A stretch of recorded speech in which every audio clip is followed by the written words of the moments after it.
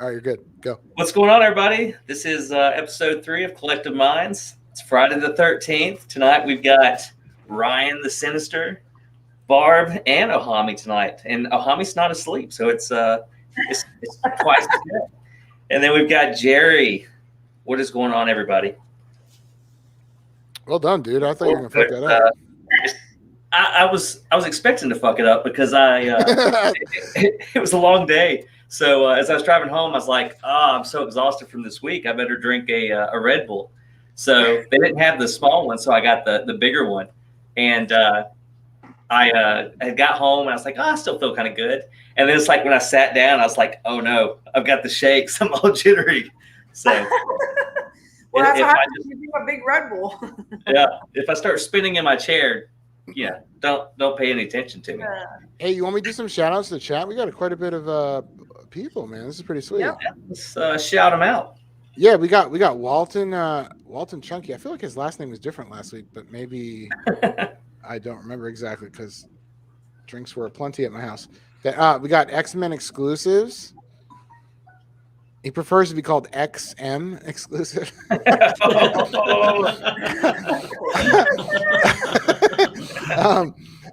got our boy Hugo. I'm sure we all remember Hugo. And we got our boy. Did I already put Frenzy up here? Maybe I did. What's up, Frenzy? Let's see. Eclectic Collector. What's going on, dude? Oh, I probably should have posted that one instead. So is he having withdrawals, or is he saying that Ryan's having withdrawals? Ryan, are you drinking tonight? Yes. Okay. Cody now. Yes, with a sippy cup and everything, so I don't spill shit all over my desk. Yeah. So what do you what's on the agenda today, Mr. Art? Since you're running this. So today is Friday the 13th, and when you think of Friday the 13th, how do you not think of Friday the 13th the show, right? Jason.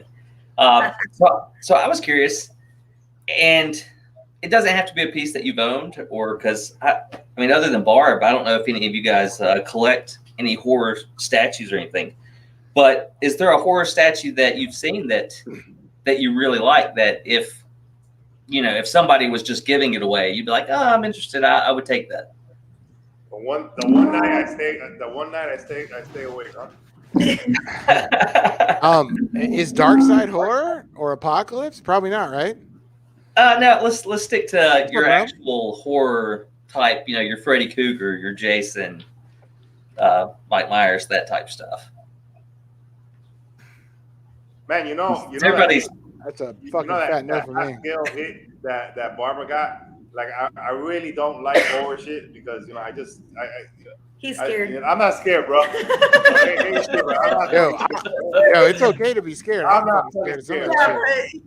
Okay, we watch horror movies, and you kind of like. I only did that. And what's that movie called? I forgot the name of that movie. Wait, Blair Witch? No, the other one. The one they filmed. Stupid with the shaky cam. It's like, give me a break. I'm just getting a headache. Yeah, I forgot which one that The Ring? Called. No, the one where they're filming themselves it's like a real. Cloverfield? No, man, it's Blair Witch. Oh no! I know what she's talking about. It's in the house, and they've got Haunted Hill House or something. No, the one where they have like cameras inside their house, like they just have like security cameras. Oh, Paranormal Activity. Yeah, that's it. Fuck that, dude. I'm trying to go to sleep tonight. Listen, that first movie, right? At the ending, when they drag the guy by his feet, I'm like, yo, dog, it's time to cover up my feet. That's when I'm like, lock all the fucking doors. Not that matters because paranormal, right? But he doesn't like talking about nothing that's ghost related. He like for a very long time I was into Ghost Hunters, the show. That was fixed. Come on now. I don't care, but you have to have some imagination. I mean, whether it's fake or real, like you know what? I still like the little, excitement of the little. It's like those Ouija boards, like I'm never gonna. I don't want that shit in my house. But, okay, so I would religiously watch Ghost Hunters. When they first started, up until like I don't know what season, and that was like my thing, Ghost Hunters, the whole time. And okay, it might be fake, but you can't help but feel like those places that are very old. Like if you walk into a building that was built in the late like 1800s or 1900 or something, you can't help but feel that it's kind of eerie and creepy, you know? Whoa. Like, so it's just a little bit of imagination. So what horror statue would you want to get? Me? Yo, Oh, hey, did you guys? go there? Did you guys get X and Professor X? I didn't know he's coming in already. Frenzy, is that the Yeah, wheelchair got one or the is that the wheelchair or the hover chair? The hover. The hover chair. Is there any other chair? The wheelchair. No, but like which came out first is what I'm asking. I think the wheelchair came out first. Yeah. So what I could horror be wrong. would you want? Me? Yeah. There's a lot of horror Me, I'm that I like, want. fuck that. A lot. I like I think it's PCS Jason, Oh yeah. the one that's got the little pumpkin. I think it's PCS. Oh yeah, I think you're right. on the steps. Yeah, on the steps. But then Gabriel. Sideshow also has one which I like, which I think it's still available now. I like that one too. It's like on a round base. I believe that's still available.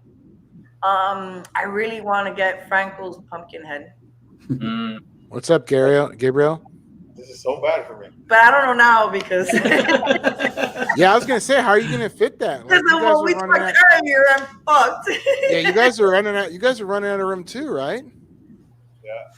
I know Spidey's about to go, dude. He's on the chopping What? block. Him and his Have you friends. seen my dining room? Have you seen my? You should look Yeah, at I my know dining you're room. fucking. You've got the fucking Last Supper, and they're all statues, dude. All you need is Jesus to be like, hey guys. Wow. Jerry, what about you, man? Okay, so I have I guess Ghostbusters probably doesn't really count as horror, but I have the Terror Dog from what the heck was the name of that group? They went out of business, but I can't think of We it. can talk about them then, right? It's licensed, and it's got both horn switch elf. So It's not it's got ECC, right? They're still. Vince Clortho and Zool. No, it's not PCC. It's it'll come to me anyway. But I've got that in 1/6. So, but if you really go real horror, my favorite horror movie of all time is The Exorcist. So if they made like a Reagan possessed, you know, like when they had her tied up in the bed with one of the priests, I'd be all in on that. Yo, Jerry, you got some love from Spider. Oh, we're talking about the original Somehow, movie, the original Exorcist. You know. Yeah, the first one. Man, First Art got one. some First love, one, dude. right? Somehow that Yeah. doesn't surprise me. That's like one of your dream pieces. You know. See, I've watched. It's been a very long time since I've watched The Exorcist, but I think I like the original more. It's a Yeah, lot. I've never even seen anything but the original. Yeah, I think there's a newer version, like a remake. Oh, yo, or this guy's been here for what 3 shows, and he already knows you. Oh, I mean, look at that shit. Yeah, Walton's been around for a while. I make you You made famous, it. baby. So every time I think of the Exorcist, I think of, was it Scary Movie with James Wood, where he's the priest and he walks in and they're Yeah, that movie is awesome, dude.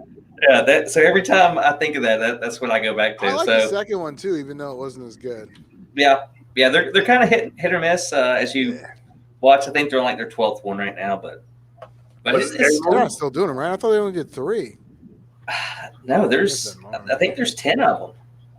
Fuck, really? It could be. I mean, there's at least 6. Of Scary Movie? Wow, I didn't know that. Yeah, because then they introduced Charlie Sheen, and then he kept doing them. And What? Charlie Sheen was in. Wow, I'm fucking. All right. so what about you, Ryan? Do you have a favorite horror movie that you would possibly get a statue of? Or? I've seen Chucky. Believe it or not, I don't like scary movies. Jump scares are what I dislike because it makes me with your tense the whole sippy cup, movie. I would have never guessed that. Right? Yeah, because I need my blankie and shit. Fuck you. But like I watch like what? with your sippy cup. Yeah, I actually have this because I would get drunk and then I'd be playing video games and I would knock over my glass and my mouse all the time. So I put the sippy cup on. My wife made fun of me. That's surprising. Right? Not surprising. She likes to make fun of me and I see it. But yeah, so I use it anyway. I don't give a shit because this way I don't have to fucking clean up alcohol while I'm drunk all over my desk and the floor. So like, it's worth the ridicule that I get from my friends. It's all good. But back to the horror movies. So I've seen Chucky. I've seen most of the Chuckies. I don't think I saw Bride. I think I watched part of it, and I was like, this is lame. I've seen Chucky. I've seen a lot of Leprechauns.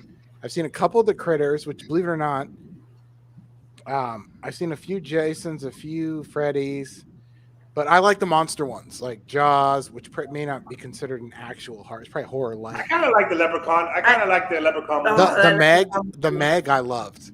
Anything with sharks, I love.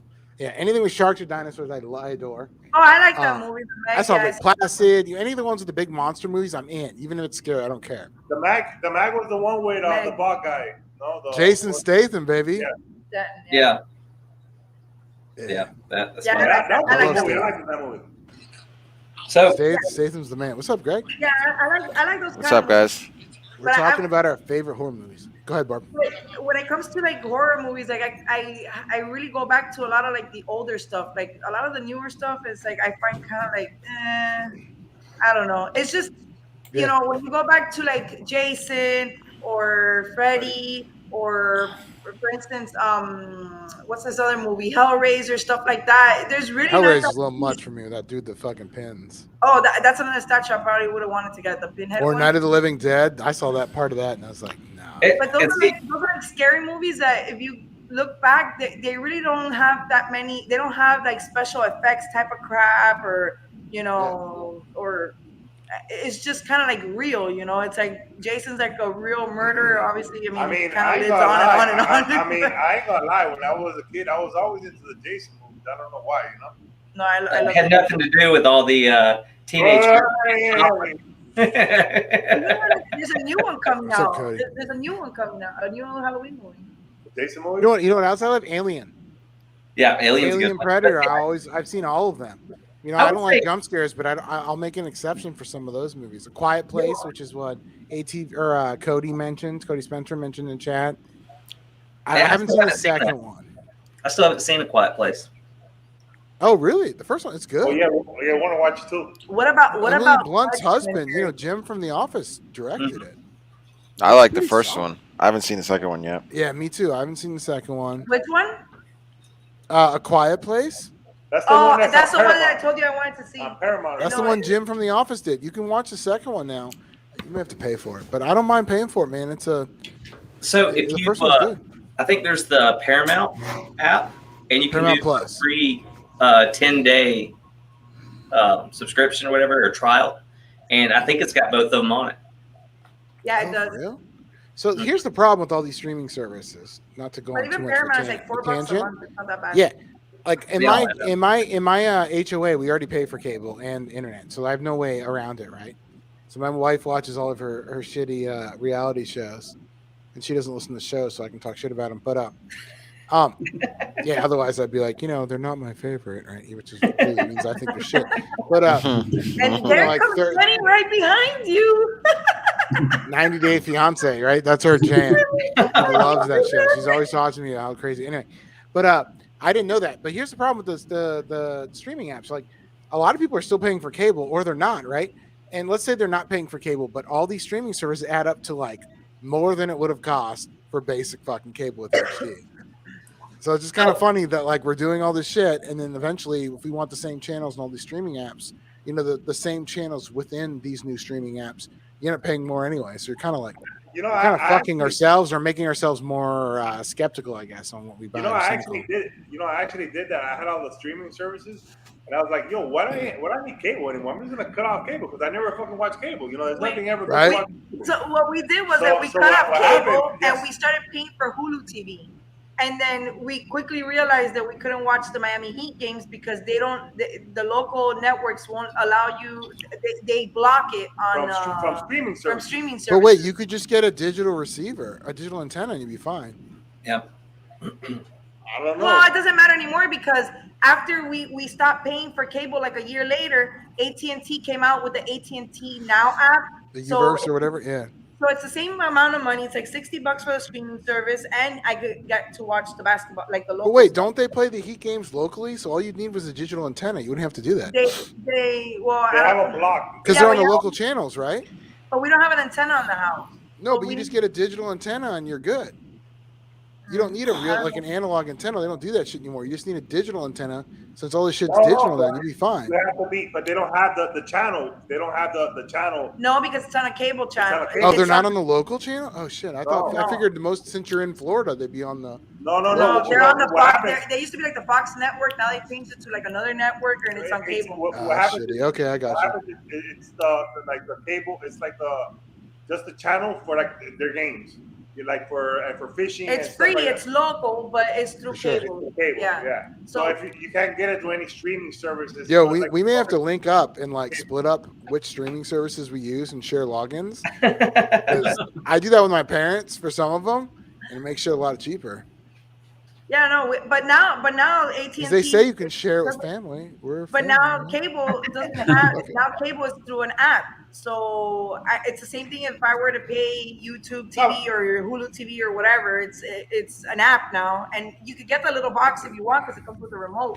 But well, I heard YouTube. My buddy at work was telling me that YouTube TV it's got a free cloud DVR unlimited storage. I was like, fuck, that's a pretty big selling point. YouTube? Yo, Emperor's in the chat and Sean Landauer. What the fuck? They sneaking in here. So, Greg, to go back to the question here, do you have a favorite horror movie or a horror statue that you would like to own? Horror statue. Does Alien and Predator count?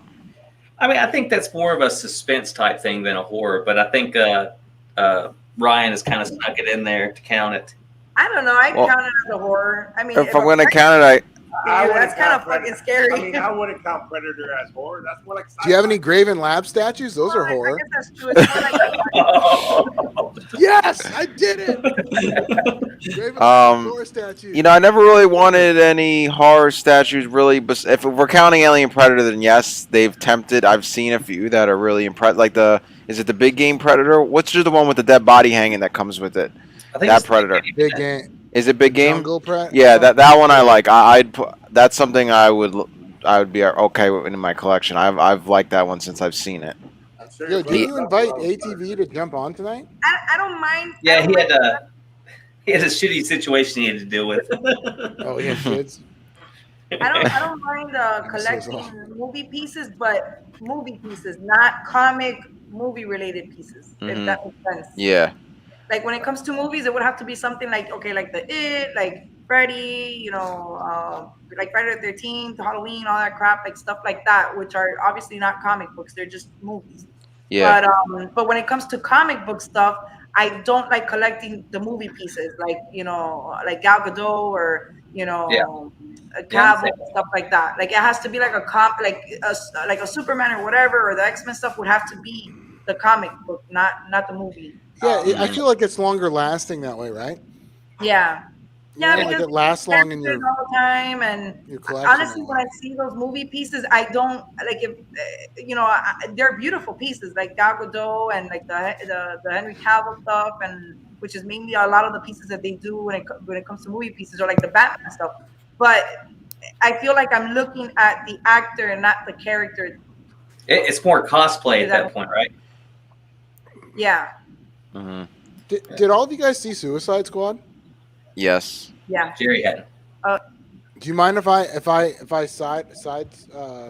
derail this a little bit? Art? Okay. So I'm just curious, and we don't have to go into details of what you thought about the movie or what you thought, like super details, but like if you guys had to give us like a grading scale value, A+, A, B minus, all that shit, right? What would you have given Suicide Squad? And I'll start. I thought it was a B+, man. I had fun.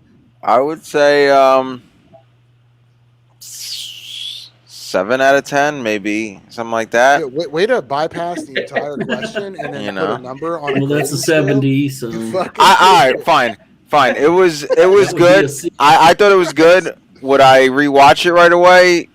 I don't know if I'd rewatch it right away. So again, that you still haven't letter value, like grading scale, dude. I couldn't. All right, fine. B. That's fair. We went from a 70 to I give it a D. Yeah, well, a 70 is that's close to a B. That's C plus. It's a C minus. Well, that's a C. Depending on barely a C. Whatever. What county you're in.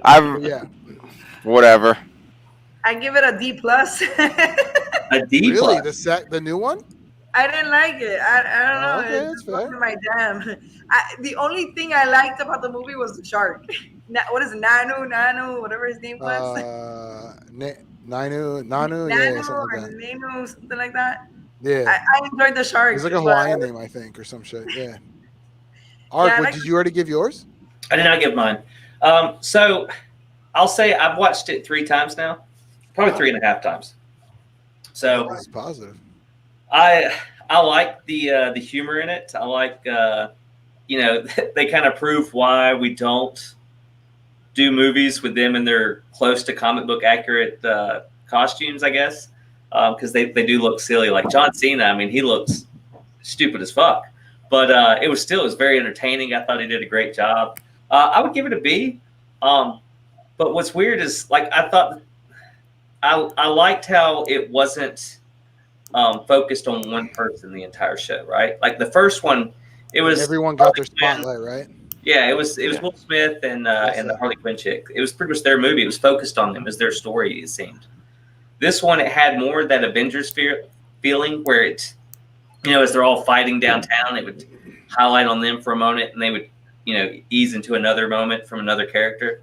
So I thought they did that very well.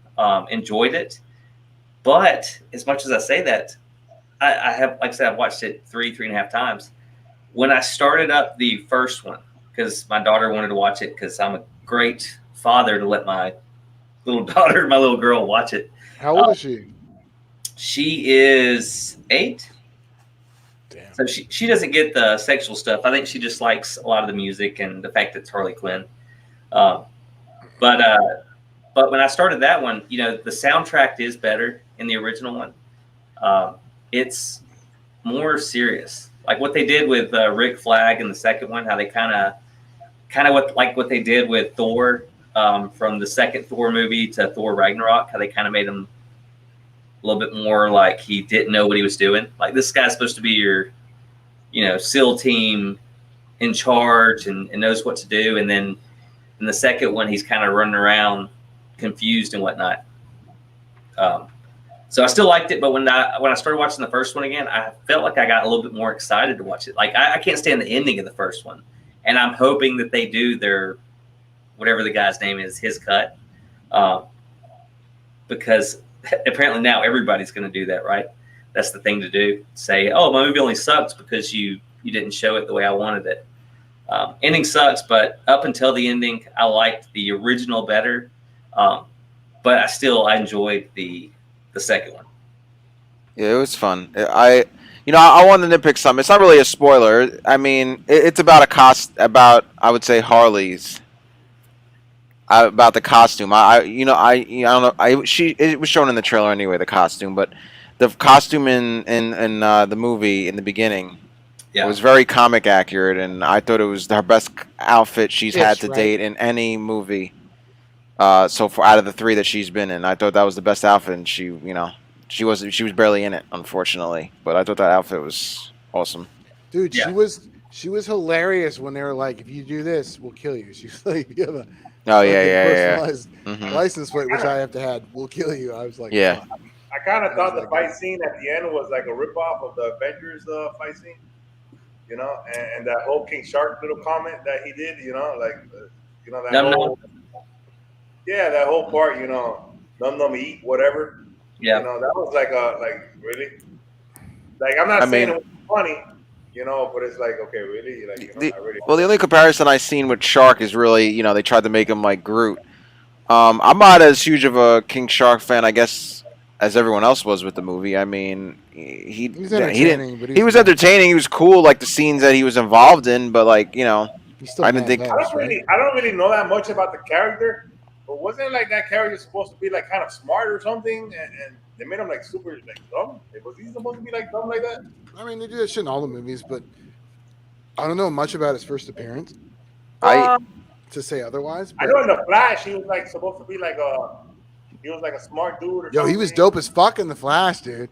Yeah, when he popped up, you're like, yo, what the fuck is this? He was all serious in the Flash.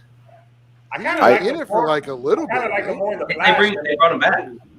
He was in the end of one episode, and then they killed him like immediately, right? No, well, they didn't kill him. They locked him up, and then they brought him back seasons later.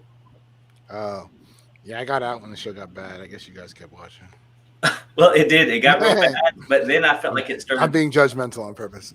I haven't been able to watch this season at all. It's like I saw like two episodes, and I'm like, yo, this shit is like literally going nowhere. Like, you know, like what? I watched it too, and it was like I was like, okay, well, the big bad's a speedster again. That's boring. Yeah, every fucking season. Fresh. The show What'd you say? fucking awful. Yeah, it got old. He said that's fresh and sarcastically. Yeah, I don't know. Mirror Master. Yeah, that was lame too. I don't know why. Yeah, go ahead, Greg. No, I was gonna say I don't know why Gorilla Grodd hasn't been a main. I mean, I know he's been in like once every season. They've had him. He should be like the big bad of one season and have. Captain Cold was barely in it, and he's a good. Yeah, guy. they did him a Where is disservice. going? But go ahead, Art. Sorry. Well, I was even Gorilla Grodd. They ruined it. I mean, they made it where he was helping the Flash because they had to destroy that other gorilla that was smart. Oh yeah, I forgot about that. That was a pretty cool episode, though. Yeah, but the Mirror Master I thought was cool just because I was reading the Jeff Johns Flash Omnibus, and Mirror Master's in that a lot. Even though it's Wally West, it's almost like they took that omnibus and replaced Wally West with Barry Allen and a lot of the stories they told. I'm sure Barry Allen fought all them. I haven't read, much of Barry Allen, but so that's why it was kind of cool to be reading it and then to go back to the show and be like, oh, I know this character, even though they, made it a woman and she's crying all the time, but it was still, I get that's why I kept watching it. Yeah.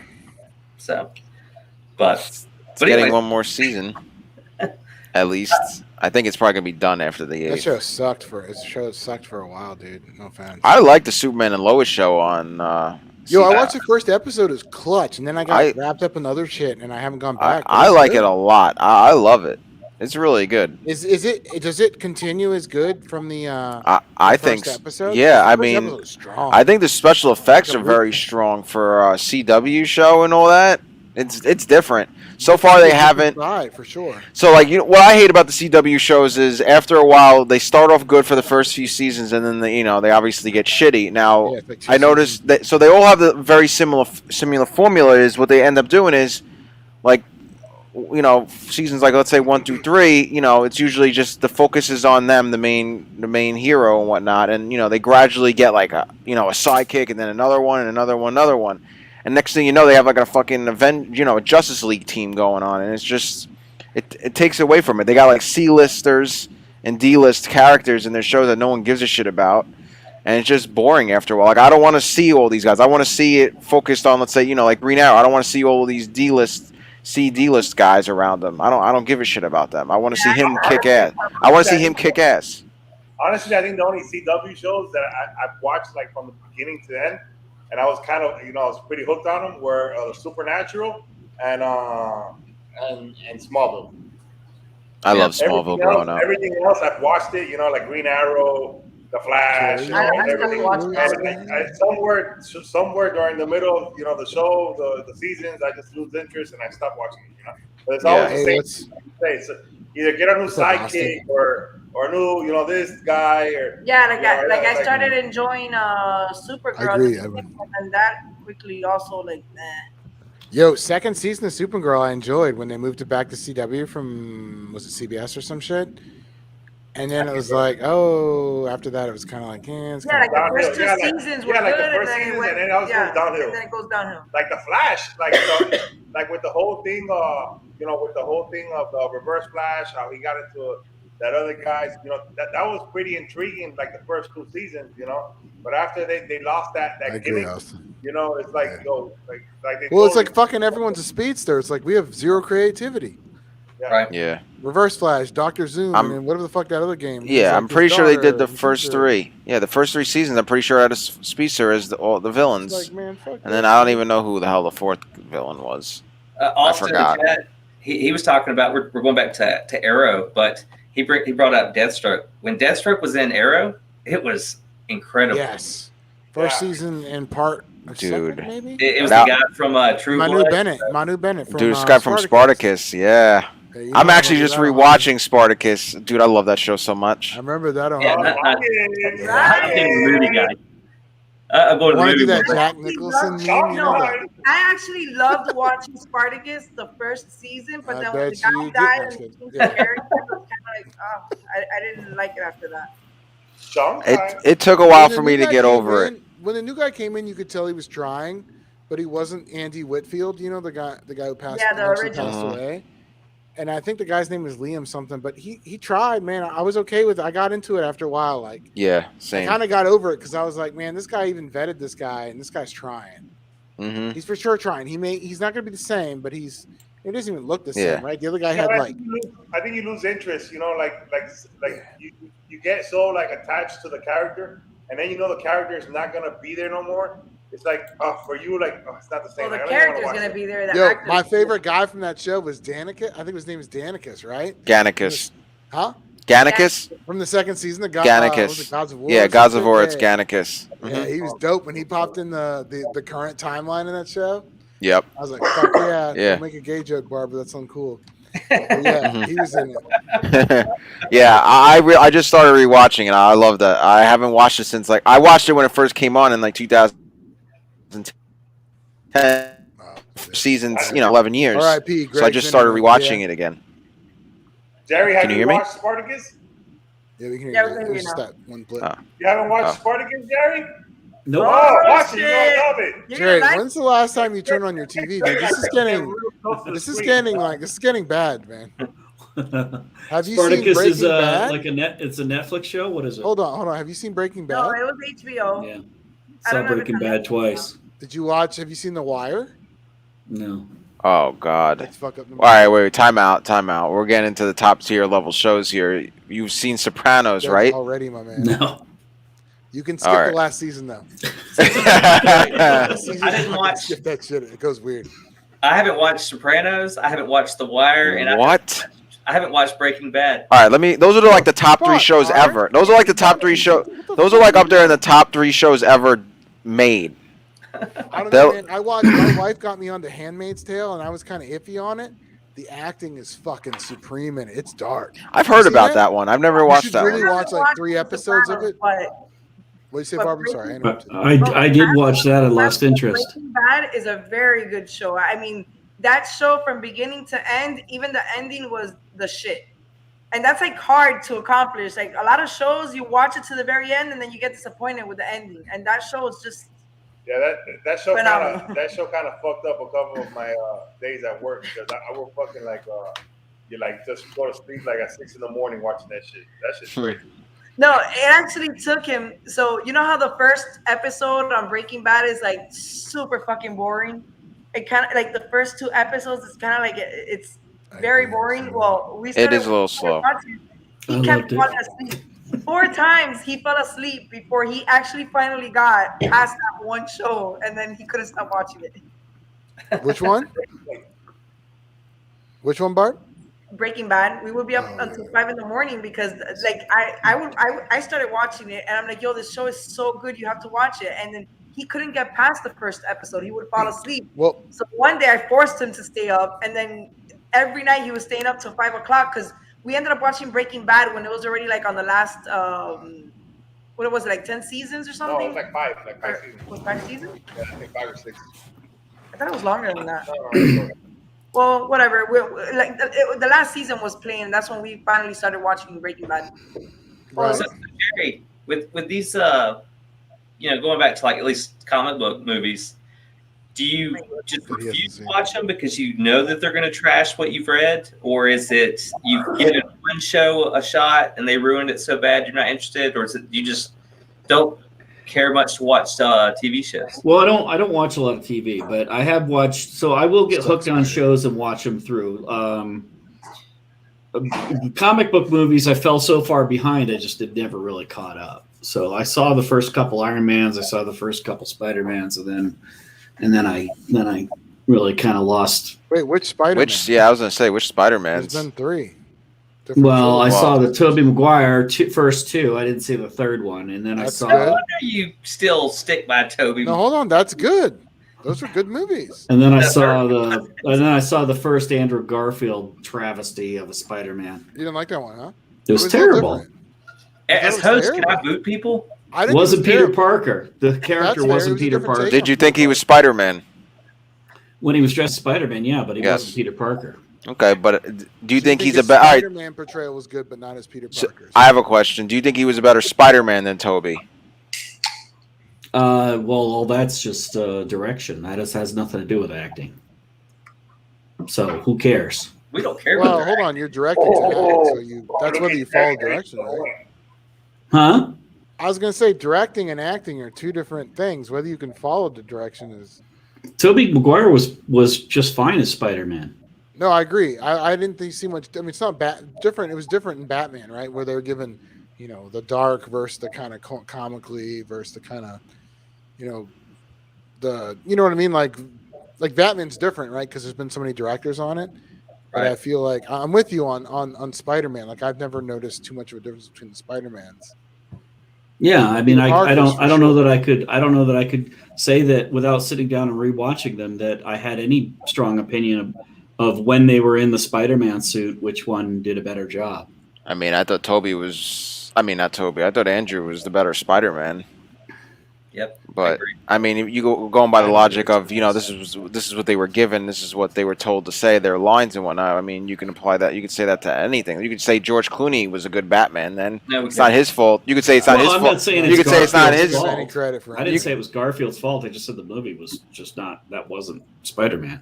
Well, And don't Greg, watch you- the second one because that shit was awful. What? I thought the second one was even better. So The me and second Greg, we Spider-Man didn't- with Andrew Garfield. yeah, we didn't read the How do I comics. fucking So boot someone? Jesus we had the Christ. cartoons in the movie. So I thought the movie, if you weren't a comic, you didn't read the comics. I thought the movie held pretty well. Now I'm sure as I go back and read comics, I'll be on the Jerry train and think that it's awful. That Electro was weird. That's not the Electro I remember. It was a I little read weird, very but little Spider-Man comics. don't you guys? I mean, you guys obviously read a lot of comics and stuff. Now, don't you think that Andrew's Spider-Man costume in 2 is probably the most comic accurate Spider-Man outfit we've had? But that has nothing to do with his acting, just to be clear. No, I know. I'm just talking about the outfit now. No, I'm just saying. I don't even know what it looks like. I'd have to go. Like, I'd have to go dig it I up. thought his costume in 2 was amazing. But see, I like Homecoming costume better than all of them. Which he had a lot of in Homecoming. No, in the Homecoming is the new kid.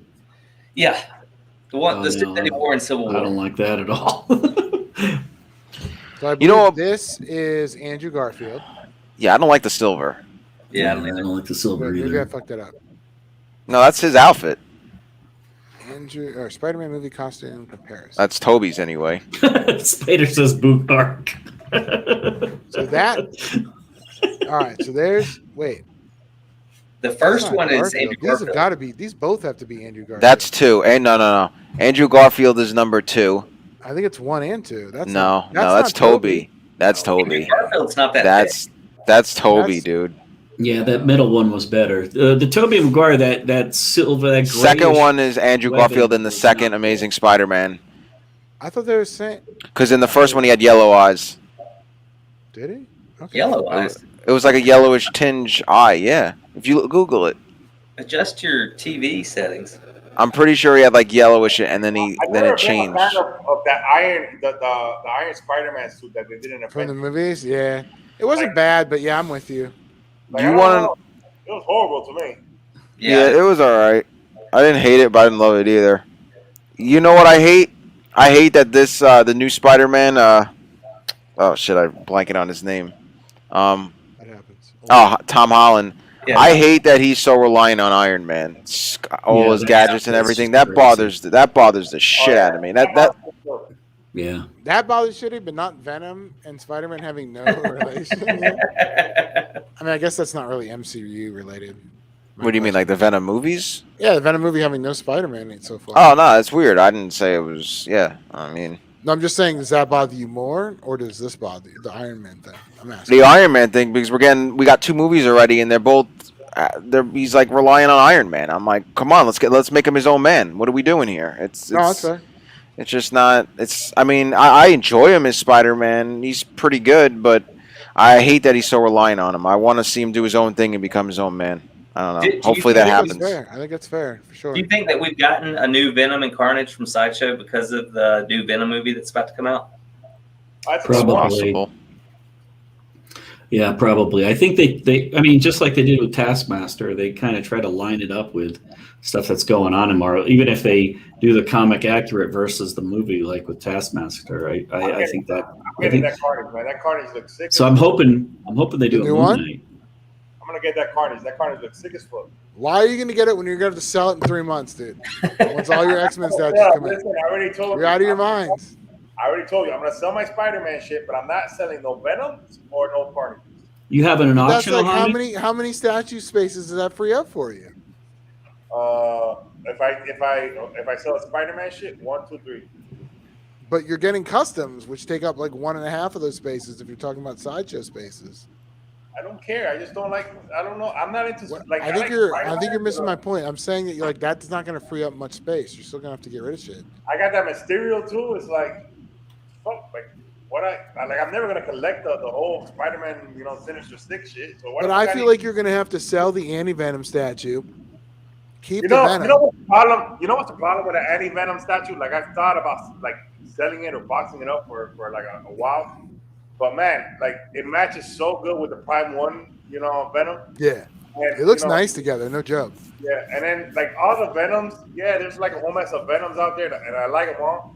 But I don't know, man. That Prime 1 Venom, it still holds like a special place in my heart. Like I love it. Like the portraits, It's the nice. I thought I held a special part of your heart. no. You do, but just after the. Those guys are going to expand onto that porch. They're kidding themselves saying they're not going to do that. The what? Who's they? You guys are going to expand onto that porch. That's going to become statue room. This is Porsche. It's going to come down to, do you want the porch or do you want the statues? And I know what the choice is going to be. No. I just want everything in the back garage and leave the X-Men stuff in here.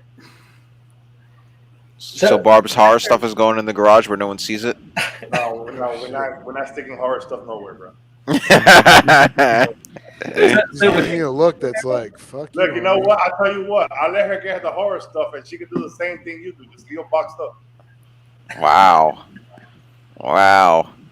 Barb, I don't appreciate his tone of you. I'm just saying, I don't either.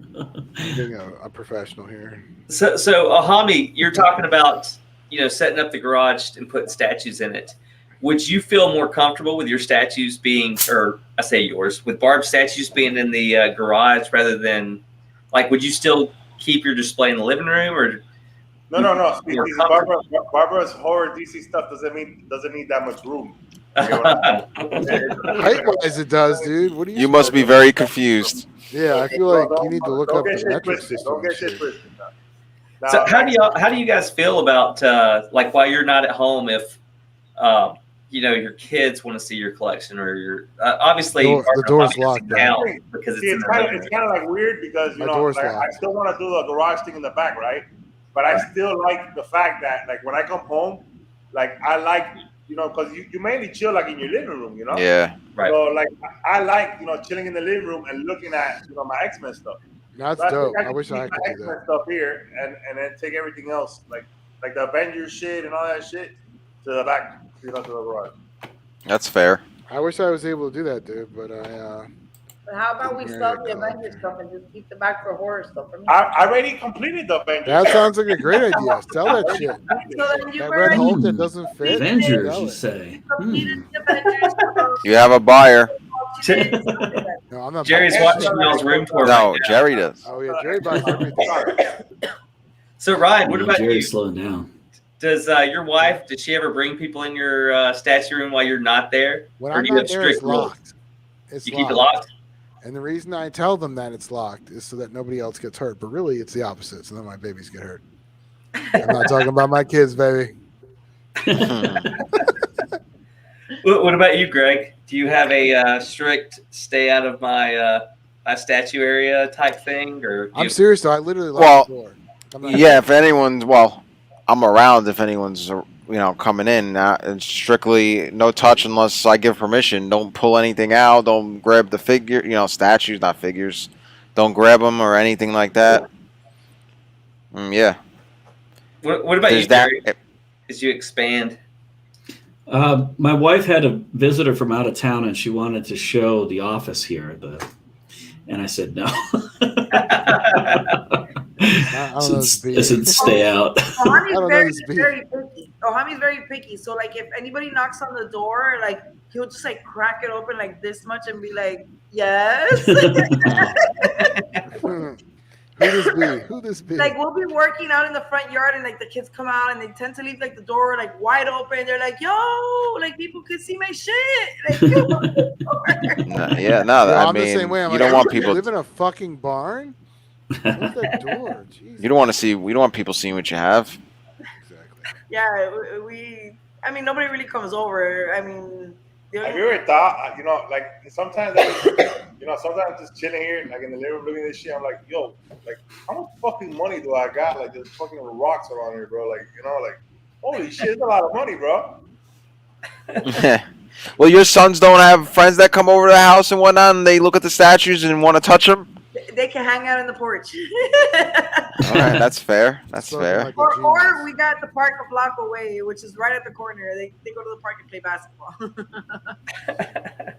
See, but they know we got statues though, because my son always chats with them like on a live camera thing, whatever, on their phone. So I mean, I know you show. And that's kind of crazy because my kids, like I've always had my statues kind of like this, like exposed to this to my kids, And my kids have never broken any, except that one, the big one, that he broke that little Colossus statue I had, but besides that and the Silver Surfer, the fingers on the Silver Surfer, but that was because it tipped inside they've never they don't touch it, they don't get near them, they don't horseplay like around the statues, and Well, Damien switches. If my kids even start to run, I'm like fucking time out.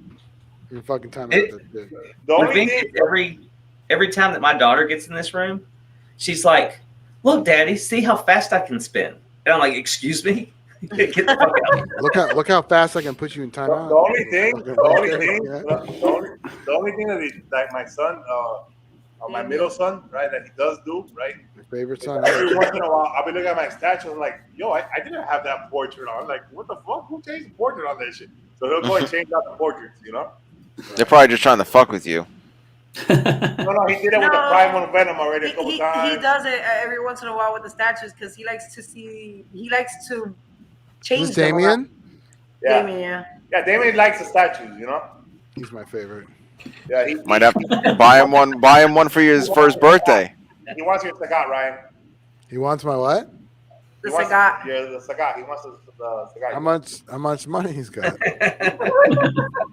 He's got I'm just kidding. I really love that statue. He got $50. Unless they do a 1/3, like I'm not replacing that thing unless they do like a 1/3 of a character I really like Sinister Apocalypse or Colossus or maybe a Psylocke in 1/3.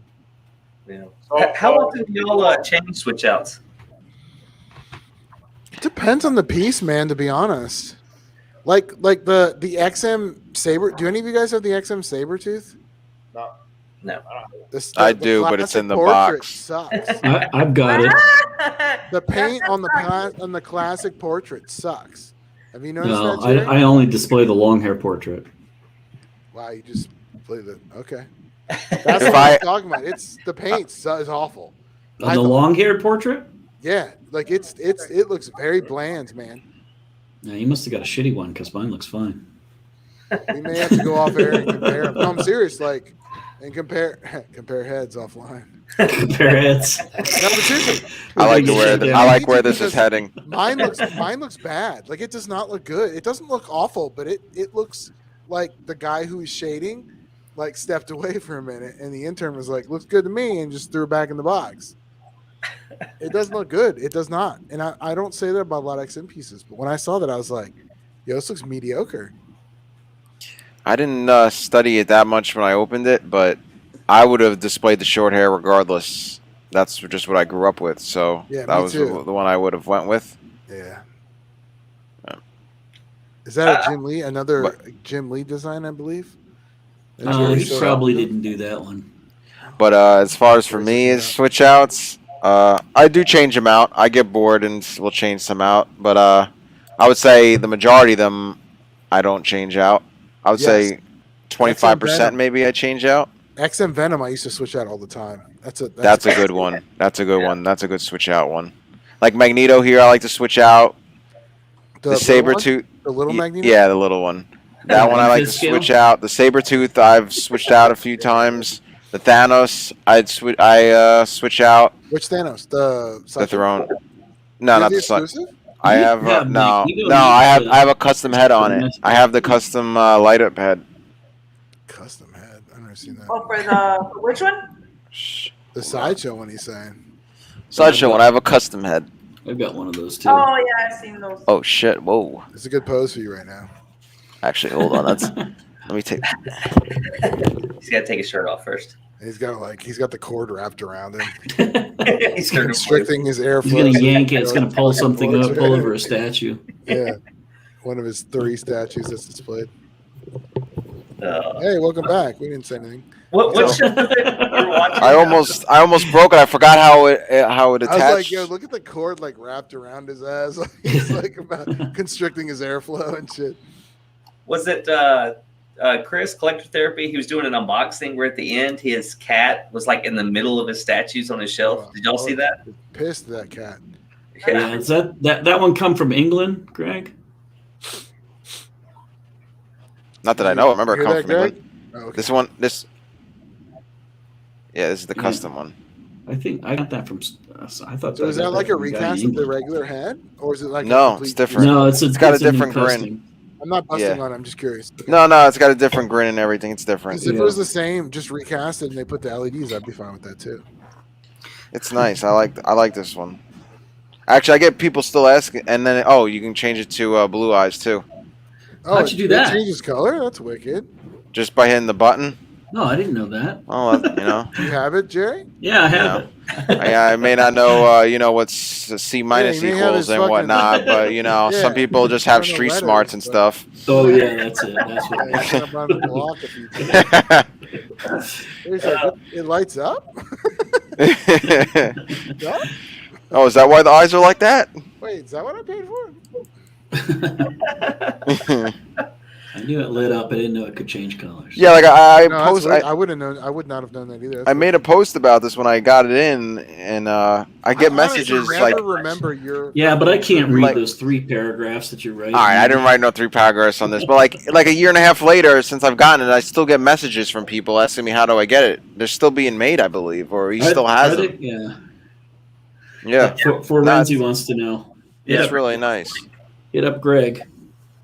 I could hook you up, Frenzy. Just send me a message on Facebook. Yo, by the way, if we're getting into XM statues, what's with the dirt on the XM Archangel? Like he's got like black shit, like he's a mechanic or some shit. On his face. On his face.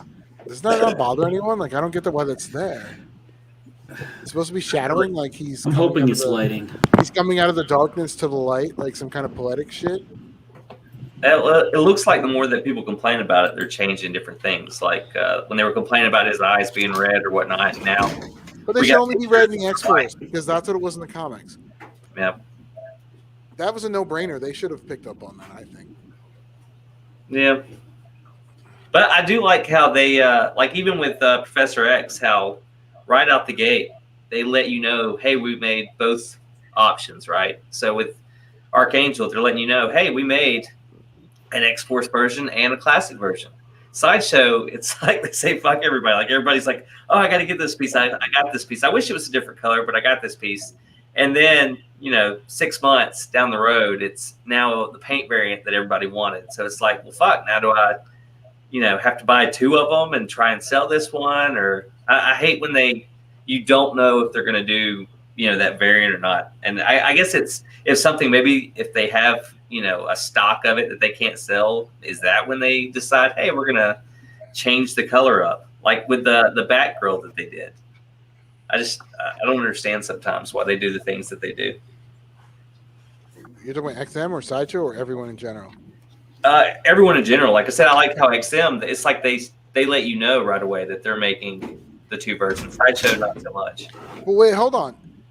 The only reason XM's doing, and I'm going to sound like I'm tooting my own horn, I put up a fucking poll, and it's not usually me who does this, but I did it this time. Put up a poll that was very clear. What do you want, X-Force or Archangel? And it was very clear that everyone want the majority, like 75, at least 75%, maybe more than that, wanted Classic, the pink and blue. So like the fact that they're doing an X-Force is only because the poll was set up by a fucking person. So like literally we did their fucking, they could have started a poll. We literally did their marketing or I did their marketing for them, which is shitty that you have to do that. Yeah. I mean, they should have known to make a Classic. Come on, you're doing a whole X-Men line and you're finally making Archangel. There's no 1/4 Archangel. I mean, that's kind of a no-brainer. I mean, how do you just think, oh, I can make an X-Force one and everyone's going to be happy? How does that go through your head like that? I don't get it. Unless it was a licensing thing, and then they went back to Marvel after the poll. Yeah, I wouldn't give them. I wouldn't give them that much credit. From what I was told, they were going. They were going. Are you going to buy it? Hold on 1 sec. So they were going to do X-Force right at the beginning. That's all they were doing, right? And then, yes, I was interested when they were going to do the Classic until I saw some of the protos and the pose, the print, and I didn't like it as much. So you did the poll. Then I got my hands on a custom that I think fits the bill perfect for what I was looking for. But like, no, I didn't. I didn't. But that helped it. Them but at the end of the day, regardless if Ryan did the poll and he's not getting it, there's still right. to get that Classic. But I did the poll because it was so asinine to even do an X to just automatically switch to X-Force without even thinking about doing Classic. It's not like they were like, hey, we're going to do both right off the bat. It was, I got to set up a poll. They literally told us we had to set up a poll to fucking change their shit. It's like, hey, dipshits, I don't work for you. You set up the fucking poll. Yeah, I get what you're saying, but I got shit to do, you know? Yeah, but I get what you're saying, but at the same time, you know, at least they considered, at least they have, you know, what you have to say, they took it into thought. The Sideshow won't even do that. Sideshow just do what Art said, you know. That's fair. I think that's fair. You know, they'll do a statue, and then 6 months or a year from now, they'll see how they can make more money out of the sculpt, you know, and just repaint it. You get what I'm saying? And then, like Art says, then you're kind of in this situation where you kind of don't want to be in because then you have two of the same. Then you have two of the same. But wait a minute, Sideshow did it one time, which they did it with the Psylocke. They a bunch of the Psylocke from Sideshow. People complained about the original portrait. They ended up changing it, and then it was worse than what it was. Yeah, but it's very. But I think that still goes to what Ahami's saying. It's very rare that they do that. Yeah, and they did it, and they just failed at it. I don't. At least they should have. If they were smart, they would have been like, you know what? We're going to charge $34 more for this thing.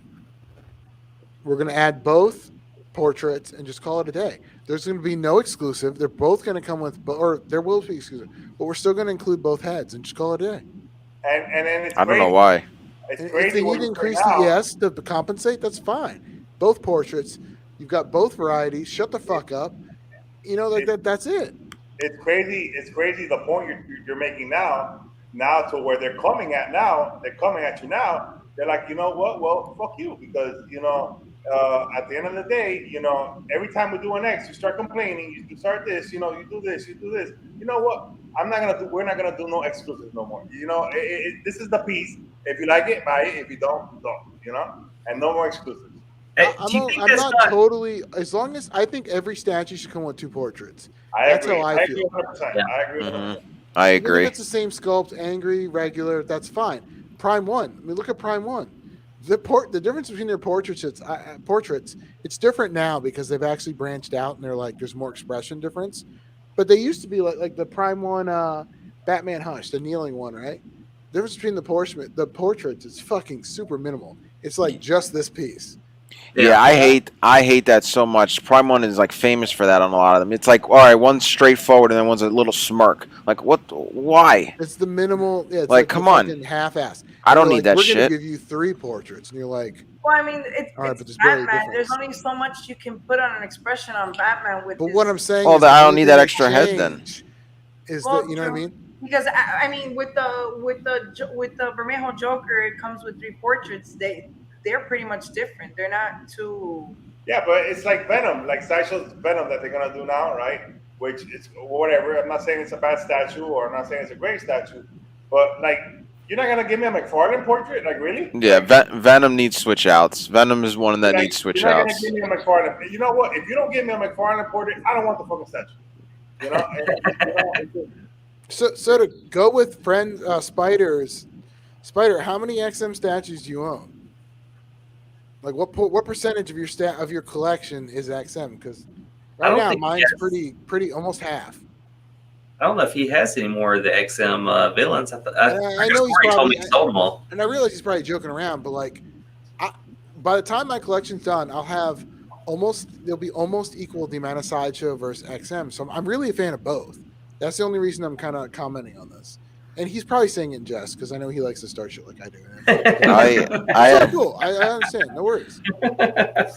I have way more XM, but I haven't bought an XM in a while. I really haven't been digging their latest XM. I mean, their X-Men line. And I doubt they ever do a Banshee Frenzy. That sucks too. Who wants a drunk wife beater statue? I mean, let's be honest. Well, he always wasn't that. Huh? He wasn't always that.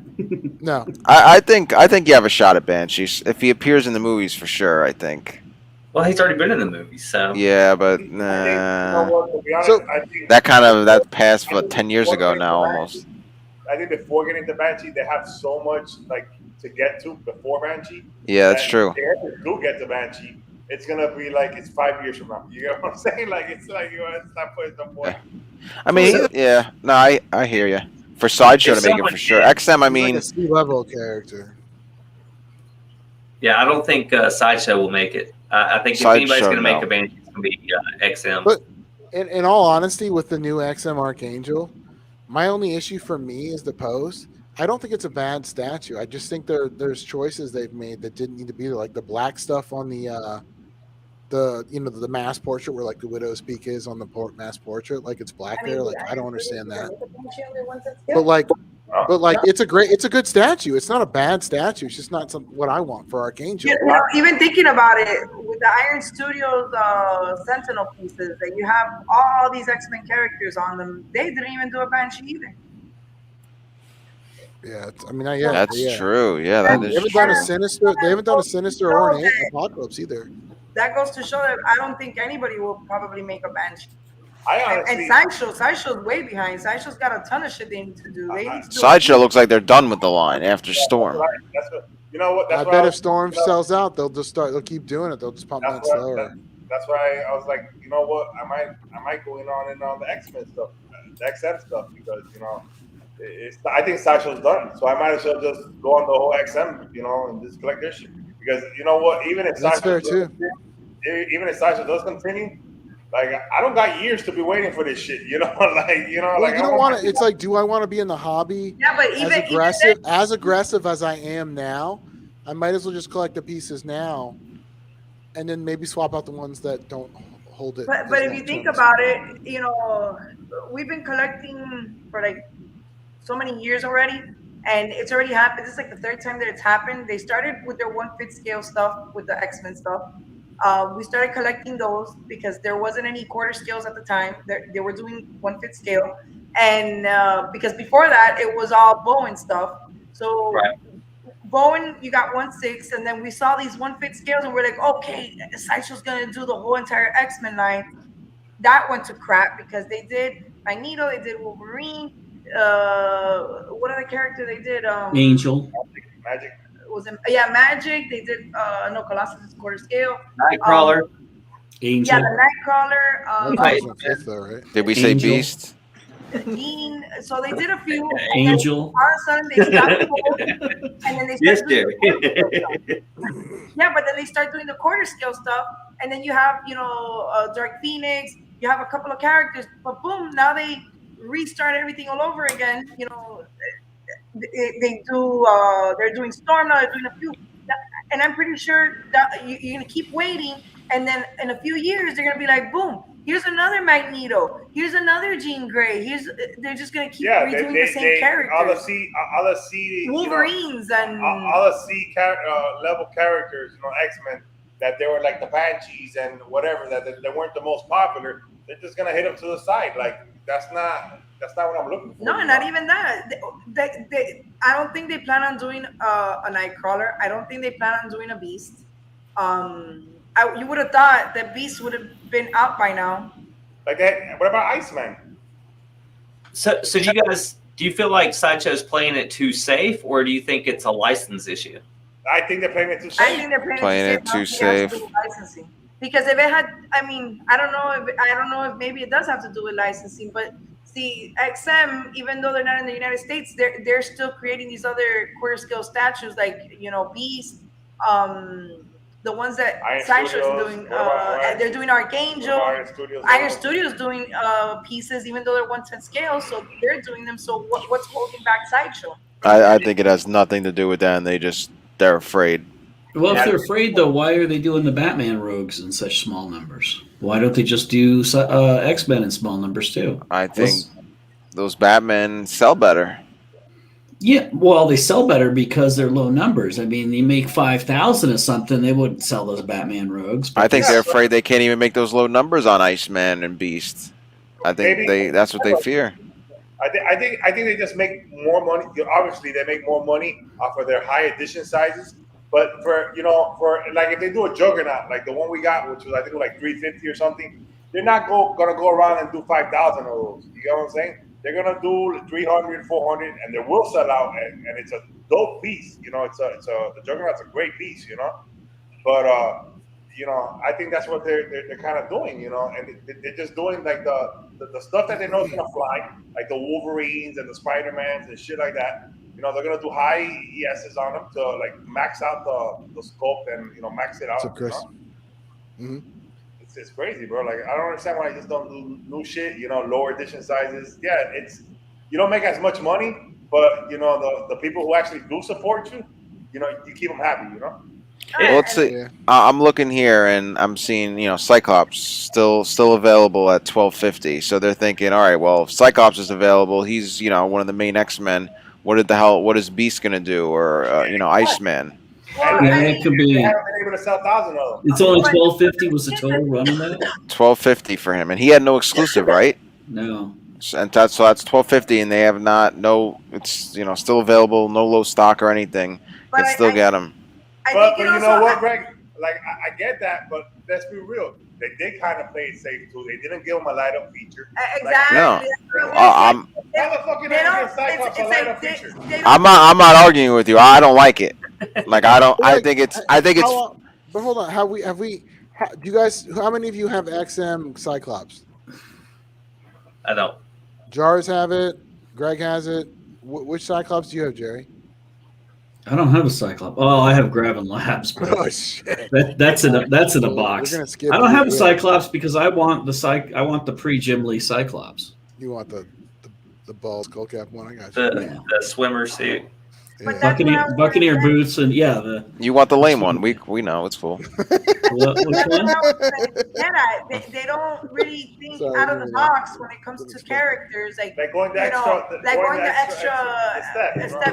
Yeah, like listen, I'm not gonna like I've seen the Sideshow Cyclops in person, right? And I'm like, you know what? It's not bad. It's really not bad. It's not. It's bad. pretty strong, actually. It's a pretty. I would say it's bad for its time.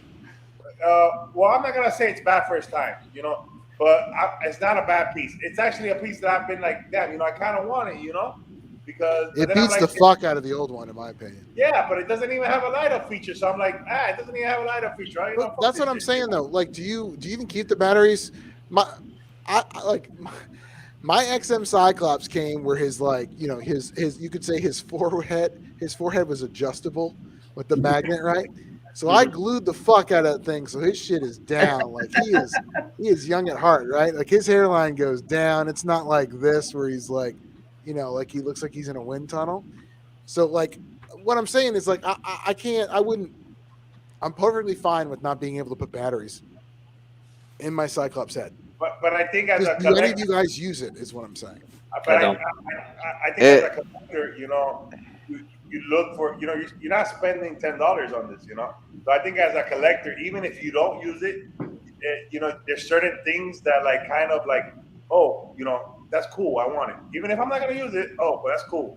Because when you're buying it, you're not thinking, oh, Well, I'm not gonna use it. You think, oh, it's cool. It has we don't use it, but like for instance, you bring someone to look like somebody from the outside that has no clue what this is, right? And and it's happened to me a couple of times where people have come into the house. Like my neighbor's daughter came in one time. We had somebody fix the refrigerator, and they were like in awe with this stuff, and they knew the characters.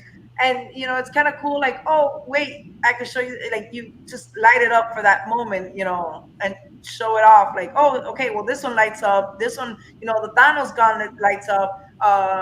My Spider-Man lights up. Like, you show them. Like, I have the Ghost Rider with the custom portrait, the XM Ghost Rider with the custom portrait that lights up. I don't really light it up often. I can't really much because it's inside that cabinet that I have.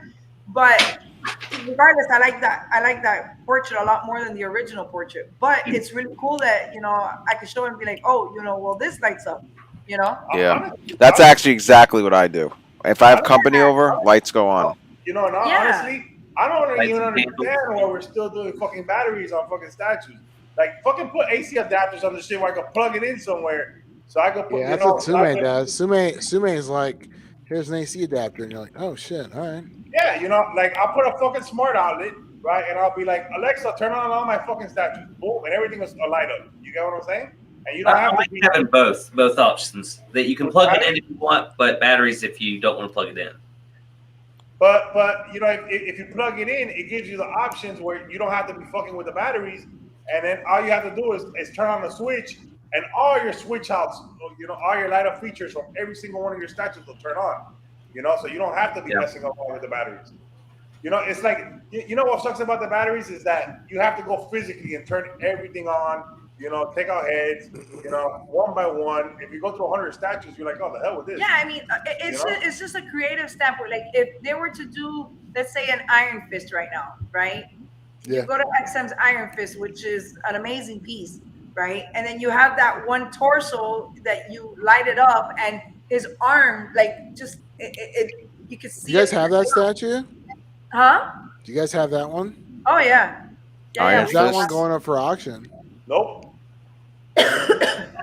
I wouldn't sell that one. You can still find that one for about like $800. It's crazy to me that's so cheap. Find it in 4 months when all of the statues come in. Which is mind blowing that it's such a cheap piece because it's such a well done piece. I think it's one of their best. I really do. I love it. I think it's one of the best. Sculpted that, so. It's a very. I like it a lot, but I think they should have done the Iron Fist on both of the upper portraits. I agree with that. Yeah, for sure. Because you know what? I prefer him to have with the suit, but I have to have him without the suit because because of the light up. Yeah, the suit is the way to go. It's like having a Wolverine. He doesn't have the Iron Fist. I couldn't agree more. A Wolverine statue without any claws. You're like, yeah, that was definitely a fuck up on their side. Fuck would I do that? Like, what's the point? But it's like one of those things where you just say, "Oh, it's a fuck up on their side," but they still gave you the option. They went the extra mile and gave you 2 torsos. You know what I'm saying? Yeah. So it's like, can you really blame them for like going the extra mile? Like, no, well, but then you just wonder what goes through their head when they're doing stuff like that. I mean, all of us agree that we would want the Iron Fist with the gi, with the suit. Yeah. Mm-hmm. When they're looking at it, if they're fans, how did they not see that? How did they not say, "Yeah, we got to kind of put the Iron Fist on the on the other torso"? Like if it would have had the light up hand on the gi, like I would have totally had it display with the gi. Yeah. So I don't think Sideshow's Apocalypse was terrible. I like it. I think the paint could be better. Yeah, I was just gonna say. I think it would have. I seen a repaint of it years ago, and I thought it was great. Was that Nick Martell's? Probably, I bet. It probably was. It's good. But every repaint that I see on that one, they make it so shiny. I like the dull paint job on it. It's actually dull in person. Is it? The only thing that's somewhat shiny is the bracers and the shoulder pads. I think XM one's going to be good. I think people are going to like it. It looks very Transformer-y. I'm just saying. I have the Transformers piece. When I looked at it, it looked like a Transformer to me. It'll be interesting. I'm It doesn't going mean it's on. awful. Well, I guess I would say as long as you could deal with the liberties they take in putting all the mechanized stuff on. Yeah, they're definitely He going to take looks a lot of very mech, liberties. That's all I'm saying. Yeah. I'm ordering Sure. Jerry a belt with a giant J on Sure. It says JB. it. Yeah, But- like I'll.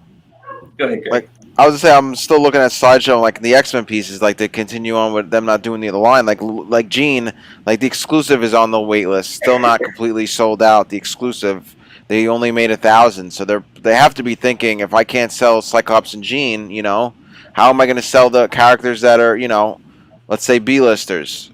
But Yeah. start doing lesser edition sizes, bro. Like, But I don't think they want to. I'm thinking they're like, oh, why should I have to make 500 of these? They don't want to make 500 probably, or maybe they're thinking it could be less. Who knows? I don't know what then you're not a statue company. You're a distributor.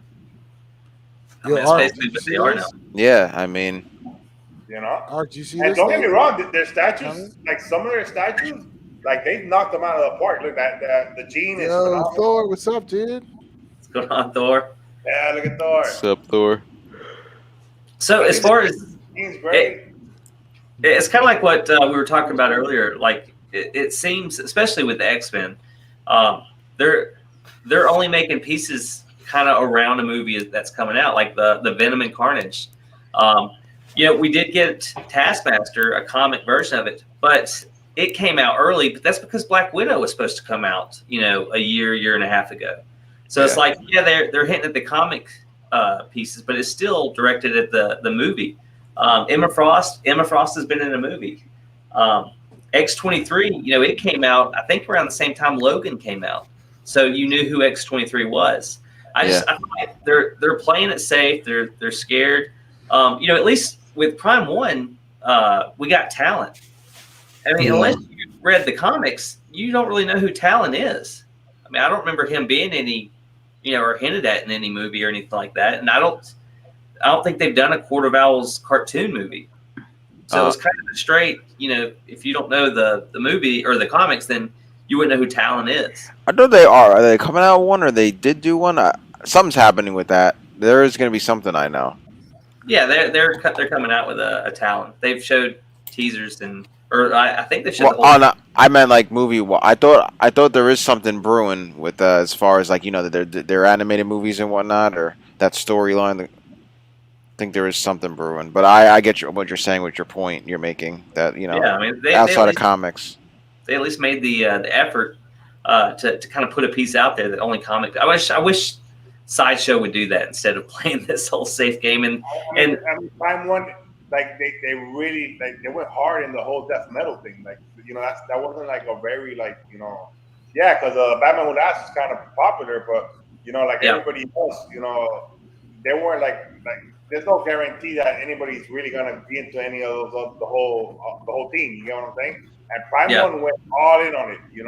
Like I admire that. You know what I'm saying? Because it kind of makes me want to get the whole team. Now, can we say they went all in on it? Because technically, I mean, they've been known if they don't sell their certain numbers, they will cancel. So we don't know if that whole line will get made. That would be awful, because you got to put a lot of money in to get that whole line. For them to cancel it would be, I mean, I guess they did it with their new 52 line, right? They didn't make an Aquaman.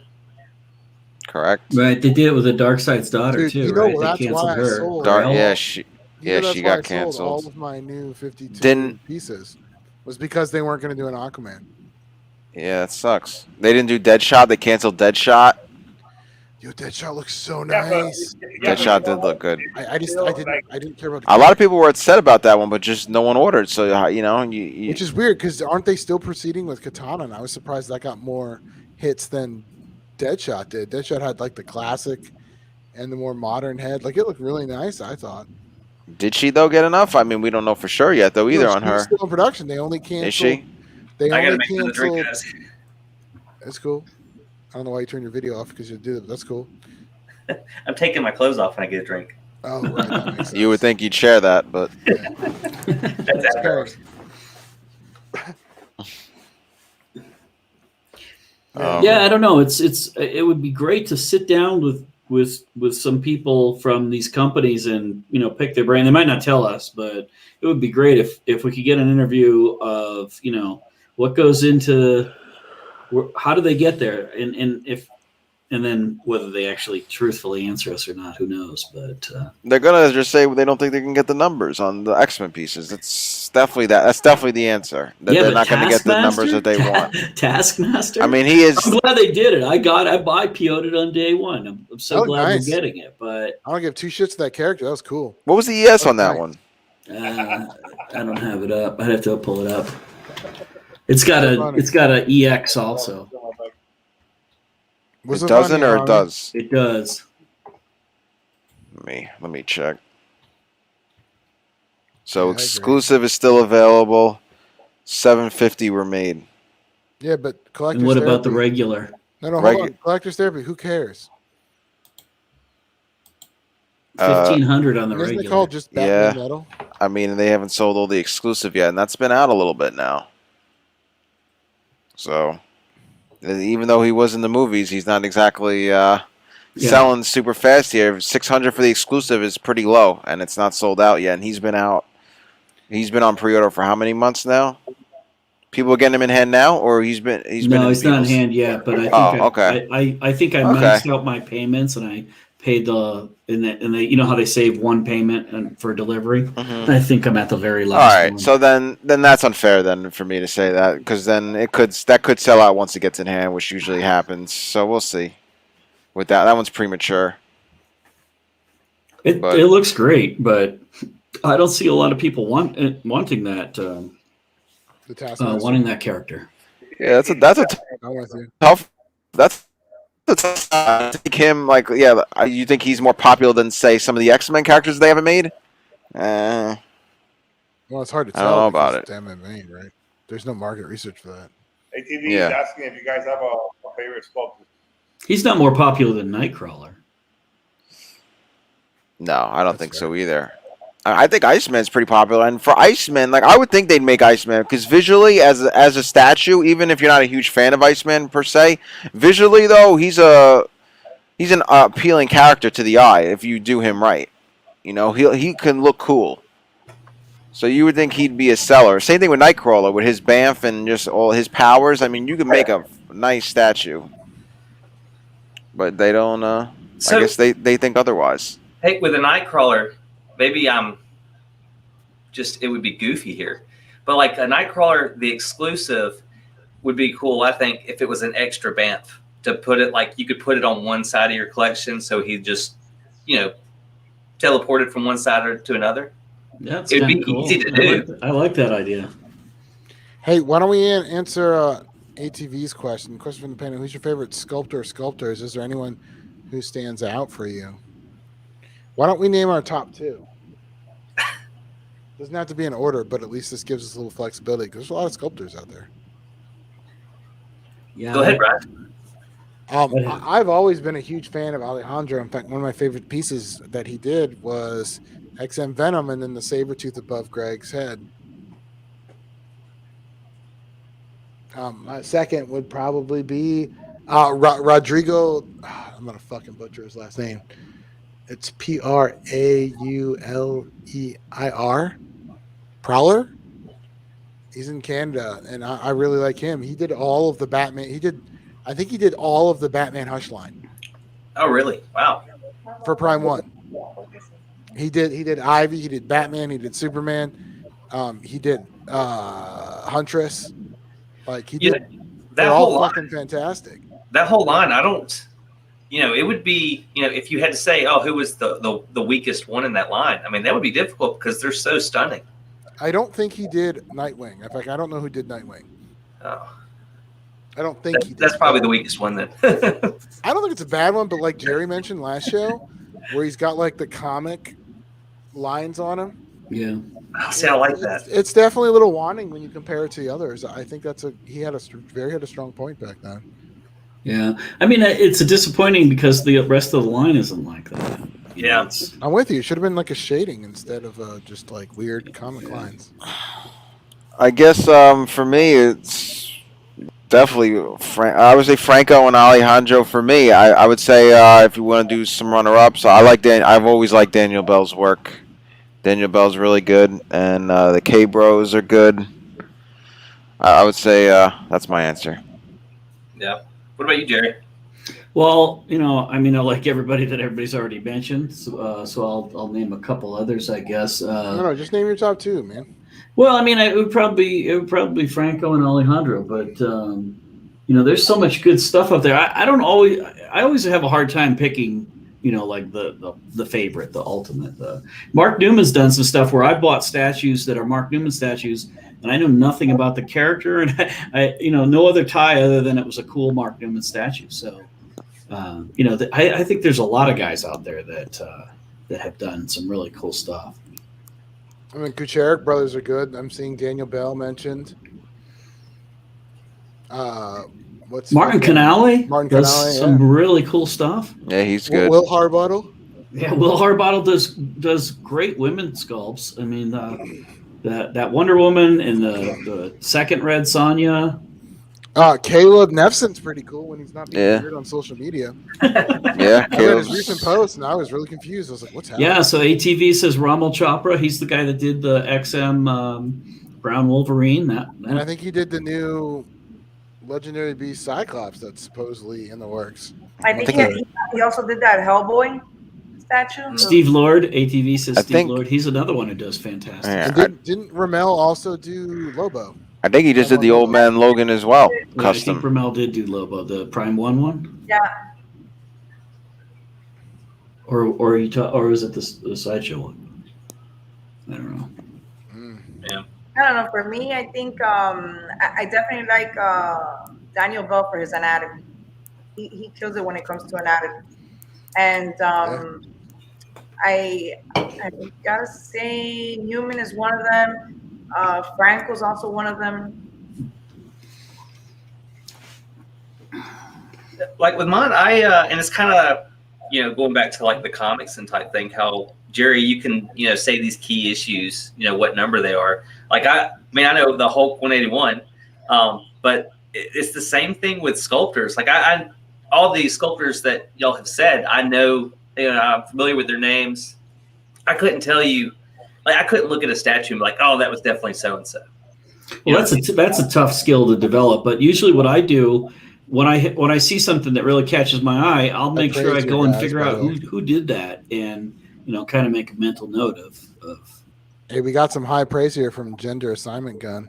Finally, a good statue chat. Thanks, brother. Thanks for joining us. Is he talking about now? It's a finally good statue chat. Now I don't know. We get to statue chat, guys. So is that like a smart ass remark, or was that like a hey? Whatever it is, I'll take it. I'll just blindly take it. Either way, but yeah, I guess like I said, when I get a statue and I look it over and I love it, but I suck with remembering people's names, especially all the sculptor and I don't know if that's insulting. Because they all do great work. Obviously, if they're getting paid to do it, then they've made it. But do you pay strictly attention to the sculptor and then ignore the painter? Or I guess you can't. The painter, like I would say, the master painter. Obviously, you're not going to go in China at the factory. Yeah, it's not that person. So it's like fuck. Pay attention to the painter for the simple fact that everything we get comes from the factory. I know there's a master painter behind it, but even the master painter can do a very good job, and the prototype can be sent to the factory, and not always will the factory replicate what the a professional painter did in some cases. If that makes sense. Do you think the sculptor has got to say, hey, this is the color scheme that I want, or is it he's just responsible for the sculpt, and then it's like up to a different group of people to say, hey, this is. I would think he's got something to say, but I don't think he makes the final. I don't know. I would say he's just sculpt. He gets paid for sculpting, and that's his job. I don't think he gets.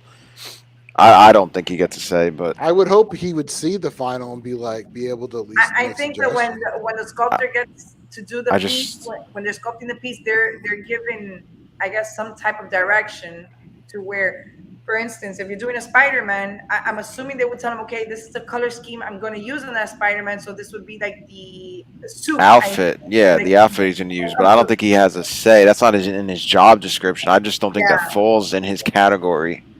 Yeah. Art, did you see ATV's comment? He said on Sideshow you can go on and click on the sculptor's name and see everything that they've done. The comment. So that's yeah. And I do that a lot. In fact, I was thinking about making a spreadsheet for all of my statues that had the sculptors. I actually like going on to, so like with like for instance, like with the custom pieces. Well, most of the time we know who sculpted them, but sometimes if you don't know who sculpted them, like for instance, like the Phoenix 5 that we have, I think all of them were pretty much sculpted by the same sculptor, except like maybe 1 or 2 pieces. But like if you go on to ArtStation and you put in whatever Wolverine statue, you'll get a list of a bunch of artists that, a bunch of pictures of different Wolverines, and you'll most likely find it there, and then you'll be able to see what that sculptor did, like that particular statue, and then you'll see what else that sculptor has done in the past, which is kind of cool because the Bermejo Joker was done by what's his name, Bernardo. And if you look up Bernardo in ArtStation, he's done a ton of statues that I wasn't even aware of. I wasn't even aware that he did the 2099 from one. Yeah, he actually sculpted. So the same sculptor for Bermejo was the same sculptor for the 2099. The only thing is that he had no input on the base. He just mainly sculpted the Spider-Man, but the base was somebody else. But if you look them up, sometimes you're like, oh shit, I didn't know I had that statue, and he sculpted that one too. So it's kind of like one of those. It's kind of like a little fun game. Like if you look it up and see, because you get to see you have other statues in your collection by the same sculptor. Yeah. Do you guys think that people tend to remember sculptors more so? Like, look, Daniel Bell, obviously, he's, his name is everywhere. Everybody, loves his work, or at least loves making things about his work, whether he's holding grocery bags or whatnot. But do you think, especially with the way social media is, Daniel Bell, he's in a lot of the groups, Facebook groups.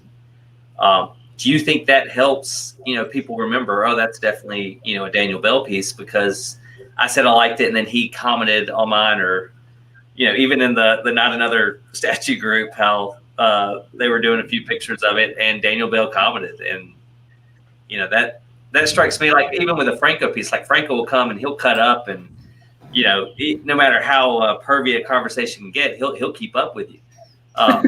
Things like that, kind of really stick out. So I didn't know do you think that they're more encouraged to be part of the community rather than before? It kind of seems like you didn't really hear of some of these people. I think it. Oh, go ahead. No, you go ahead, Barb. I was just saying, I think it also has to do with the love that you have for the hobby. Because, I mean, there could be sculptors that are also, they just see this as a job, more or less, and they have the knowledge, and they're not too inclined to, I guess, like be active with the community and stuff like that. But I think when it comes to like Daniel Bell, Franco, there's a couple of other sculptors and stuff that you probably see a little bit more. I think they just really have a love for the hobby, and they love interacting with the community itself. And Sure. Whether it's good or bad, they get feedback on what they can improve on. I think when it comes to when it comes to being an artist, that's also very important. Whether it's good or bad, you get that feedback, and I'm pretty sure they use that constructively to maybe better themselves or look at things different from a different set of eyes. Doesn't it seem crazy that like the sculptor can join as many groups as you can on Facebook, and he can chime in on stuff. But as far as like an interview, he's got to, your channel has got to be, Sideshow's got to go through it and see what all you've reviewed or what you've talked about to approve you.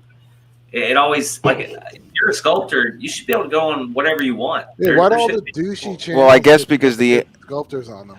Well, I guess because with the interview process and everything, you ask him a messed up question, or you make him feel uncomfortable, it gets awkward. Who knows? Or maybe he slips and says something he's not supposed to say. Right. That's a little different on a show there. But when he's on social media, he's controlling more so his actions. But we tried to get him. You know. Remember, we tried to get him on one of the shows. I don't know if I'm allowed to talk about that or not, but we tried to get him. We gave him the questions we were going to ask, and it wasn't his fault. But I think his company, Sideshow. Yeah, it was basically. I didn't mean to interrupt you biting your nails there, Rick. Yeah, they basically. I was trying to get him, and they basically told me that no, because I had some custom reviews on my channel. So I was like, okay, cool. Like, fuck that. It's bullshit. Yeah, I mean, I guess they have contracts or whatever. I don't know. Yeah. I mean, that's to what the license is. The way I see it, exposure is exposure. Right. I agree. And a lot of times, negative exposure's the best exposure. More people are going to talk about something negative that happened, or it would seem that if they could kind of plan these little oops moments of, they slip up something, just plan it so that people will get excited about a piece. And especially now that we've got multiple companies making statue lines now, like if, I don't have all the money in the world, so I try to stay away from buying multiples of the same character. So if Sideshow comes out with, a piece first, and I don't hear that XM's going to make it, I'm going to buy the Sideshow one because I don't think that anybody else is going to make one. So you would think that they would try and have more of these, and I guess XM's really, they'll show what they're going to do, and then it takes a few years for them to make it, or Prime when they show all these huge lineups, but you're not going to be able to pre-order them for a while. But Sideshow, it's like they hang on to pieces, and like even it seems like they'll get all the way to the production piece before they'll tease it or show it, and then the next day you can pre-order it, and then it'll come out, in 8 months. It seems like you would want to, even if you had to wait, let people know, hey, we're making this piece down the road, just so you can save a spot for it in case another company makes, another piece like it or something. You know what I mean? That's why I don't understand why Sideshow's falling so far behind from XM. It's like, you would think you want to be like, stay competitive in the game, You think at this point, you might as well just hand the game over to XM, Yeah, Right. You think that's why XM recently advertised forgot how many statues, 30 at least of all pictures of what statues are coming, just to get people ready or at least hyped. At the end of the day, it's a business, right? So Yeah. So listen, I love. I'm not trying to knock Sideshow because at the end of the day, they do make badass pieces, and they are cheaper than XM, But at the same time, if XM is pushing out Beast, Archangel, this and that, right? And I'm looking to get these characters, I'm gonna get them, and I'm not gonna wait I'm not gonna wait 3 years for Sideshow to make one to make up my mind. So if they make one, that's it. I'm good. I don't need Sideshow. Or if Iron Studios is gonna make one, right? But what ends up happening is that when you do make it, you're gonna have your $1,200,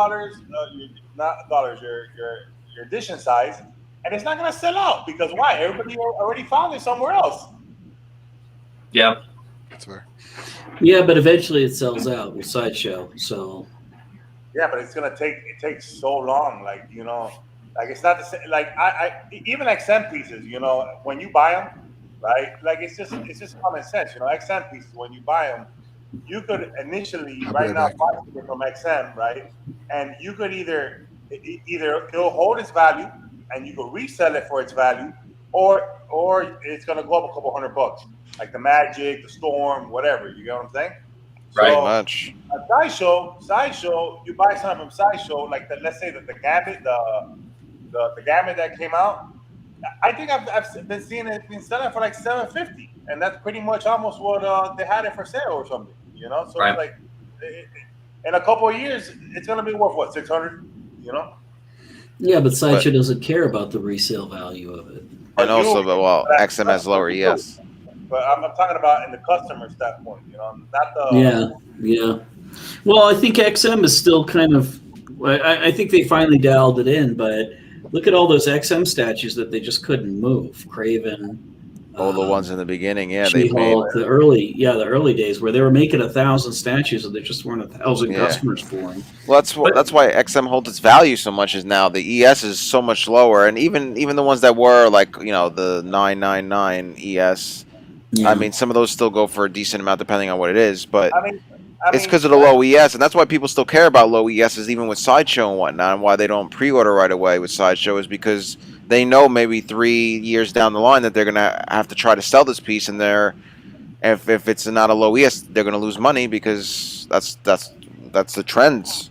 I mean, even look at some of the pieces from XM that are 3-4 years old or whatever, like like the Iron Fist, the Mysterio, whatever, the Punisher, all these older pieces. They still kind of hold their value. I agree 100%. I mean, even Vulture, I want to get $700, $800. I don't remember what retail was on those pieces, but they were around $800 or some shit like that, So they still kind of hold their value, and they're old, and they're not even like the pieces that were really sought after per se, Yeah. What they really. Yeah, but the sideshows do the same thing. There's just a couple that don't, but most of them do. I mean, look at Emma Frost. That did not go over well, but it sold out, and now people get a premium for Emma Frost now. You mean the XM one? No, the Sideshow one. I mean, the Sideshow one. I'm sure I could get it somewhere for $500-$600. I don't know about that. Yeah, I don't know about that cheap anymore. But I'm about to look that up. I'm just curious. I don't want it. I'm curious too. I got the XM. I don't really see that selling really. Like, I mean, look at Psylocke. I don't know. Look at Sideshow Psylocke. That was everybody hated it, and it sold out, and now you can't. Now everybody wants crazy money for that. Yeah, I don't understand that one. But and again to talk about, which I guess XM's doing it too, as far as making another character or making the same character over and over. Now XM's starting to get they're remaking Cable. I think they're redoing Wolverine too, right? Well, I think they're going to do an X-Force Wolverine. Are they? So I think how soon is one of their too teases. soon? How soon is too soon to make that same character over and over again? Like, especially, and I know it seems like I'm hating on Sideshow, which I don't hate Sideshow. I would say over 90% of my collection is Sideshow. It's just, I guess Sideshow is more likely what I'm going to get because I don't like paying the expensive shipping from XM or waiting a long time for Prime 1. And mainly Prime 1 is $130 anyways. But they keep pumping out these same pieces over and over again, which I understand they sell or they're going to make money off of it. And you get new collectors that are like, Chris, Collect Therapy, he joined the hobby and is able to knock out this entire X-Men line. Where some of us that have been around for a minute, we started out with the original line and we kept waiting for them to make these characters and then they didn't make them. Or they made them, but they were fitting the new line type thing. It's how soon is too soon to remake these characters? Because I think the Cable, if I'm not mistaken, the Cable that the XM's doing it's because of the whole X-Force stuff. So it's going to be like an X-Force type of Cable or whatever. But I think the X-Force Cable was a couple of years old already. It's more. Yeah. How I don't know exactly. 5 years old or something? I would say that's the most it is. It's somewhere I think between 4 and 5. I would say, yeah. I mean, for me, go ahead. No, go ahead, Alami. No, go ahead, girl. No, you were. I don't know if you were done speaking. You can finish your thought. I get Ark's I get Ark's point, but I think it's a little bit different. Like, I don't know. Like I see Sideshow pushing out like a Logan, a brown Wolverine. Then I get really frustrated when I see them not like continuing to do like the whole X-Men line and just like stop doing it like midway. It's kind of like fucking the customer, like the consumer. Like, oh, fuck you, and so I don't know, man. I don't get that whole point, Like I said, like XM has one Gambit, right? And that one Gambit, one Cyclops, and they keep on. They might do like they're redoing the Cable. I know they're redoing the Venom. They're redoing the Carnage. but at the same time, they're giving you multiple new characters. The Magic, Mhm. you know, Emma, you know. Is it XM? Professor Does it X, feel like- Professor X, you know. You think Sideshow's ever gonna do Professor X? I don't know. And see, that's what I'm saying. It's like XM, and it could be that XM isn't pumping out the same amount of numbers that Sideshow is, right? They've got, you know, X-Men line, Batman line, Star Wars line, all these other, you know, lines, movie characters that they're doing. So I understand they've got a higher volume. So with XM, now that they are doing cable, but like if you said that they're doing an X-Force, that's different to me. That's different enough that it works, right? That we got a regular cable, and now we're going to get an X-Force version of the two. That I'm fine with. And there was a long wait between the first cable and, you know, who knows when the next cable is going to come out. With Sideshow, they're pumping out pieces like Captain America. You know, they showed the new Captain America. You can still buy the old Captain America or the last one that they did. Yeah, what the hell's up with that? Yeah, that's too soon. I thought it was way too soon for another Black Widow and Cap. They just did those. It feels like. I think that's way too soon, and they didn't even finish the line. I mean, could we get a classic Vision? Yeah, well, they did Vision years ago, man. That's nobody old. cares about Vision. That's the problem.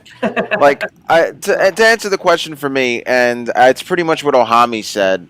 Like, I'm completely fine with characters being redone and whatnot. If you're diving deep into the line, pretty much what XM's doing with the X-Men line, they're going deep in. Now, if you want to do another cable because the other one was so successful, I'm all for it. You want to do another Wolverine? Maybe you can better the Wolverine that you put out, the Tiger Stripe, which is not the hardest thing to do. It was good for its time, you know, back then. Now it's kind of a little bit dated, and they could definitely do a better job, I think, now. Go for it. I'm fine with it. You want to sprinkle in a few big sellers and a few characters that sold big for you back then in the day, you know, 5 years ago, whatever, 4 years ago, 3. Fine, you can do it because you're making all these different characters. Go for it. You deserve to make, you know, characters that sell well as well thrown in there and mixed. So I'm fine with it. If it's, you know, There in the chat, he's talking about how Sideshow does a new Batman every year, but I don't even think it's every year. It's like every 6 months, at least, they do a new Batman or Wolverine. Yeah, or Wolverine. So it's frustrating. Jerry, what is your input on it? Well, I mean, I think you have to keep the new people able to get some of the popular characters. You know, you can't do one Tiger Stripe Wolverine and then not do another one for 10 years. But wait, because you're going to get people into, you know, Wolverine and Cap. They're old. Wolverine and Cap are still available. Yeah, but Wolverine that's the Josh Whedon Wolverine. That's not the Tiger Stripe Wolverine. No, I hear you. It's the astonishing one. I'm with you. Yeah. But still, it's Wolverine. The exclusive sold out. And the brown, how old is the brown Wolverine? That's what, 6 years ago? They came with a new one that's awful. I mean, oh yeah, that's right.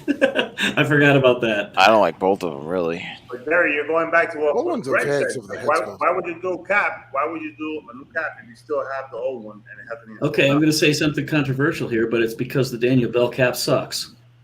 I mean, I don't like the Daniel Bell one either. Actually, I liked it, but I like the new one a lot better. The new one is 100% better. What is that pose? Whoever made him do that pose, that's insane. The Daniel Bell pose with his chin on his chest. I keep thinking of him dancing to the song "I'm Too Sexy" by Right Said Fred. Could you sing that for us for those that don't know the reference? Right? Come to karaoke. Come to karaoke at one of the. But that doesn't even sound, you know, as a business. That doesn't even sound smart. Like, how are you gonna go? Jerry. How are you gonna compete against yourself? What you want to do is sell out the piece that you still have available before making a new one, at least. You know, Jerry, all I gotta say to you is you should be coming to the karaoke at the cons that me and the Jars have been at. All right, come on. Well, that didn't work in my schedule. Are you guys going to NYCC? I didn't think so, but I am. Wow. Yeah, we play that. It's gonna be me and Greg doing karaoke. We'll get to the New York Con at the end part of the show. For its crazy me, Greg, and Anthony are going to be doing some karaoke. Nice.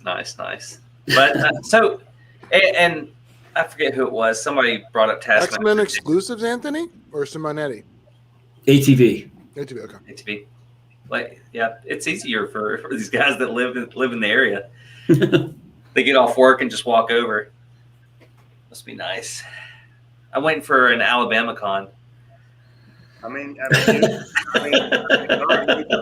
Strap in, bro. Good luck. Get 50% off if you show up in your overalls. Bring 50% off. Bring Get 50% if you didn't marry your sister. Okay, I would say something to Mark's Alabama comment, but it would be so fucked up. Say it. I think Greg and I are. Because Mark is gonna hate me. No restraint, Barbara. No restraint. I'll say it afterwards. So, Barb, what is your feeling on as far as them making, the same statues over and over again? And in fact, while they still have statues, has it even been a year, maybe a year and a half since the last one, but that you can still purchase the last version of it versus the new. I hate it. I hate that they do that because that Captain America came out like what, 2 years ago, 3 years ago? Two years ago, something like that.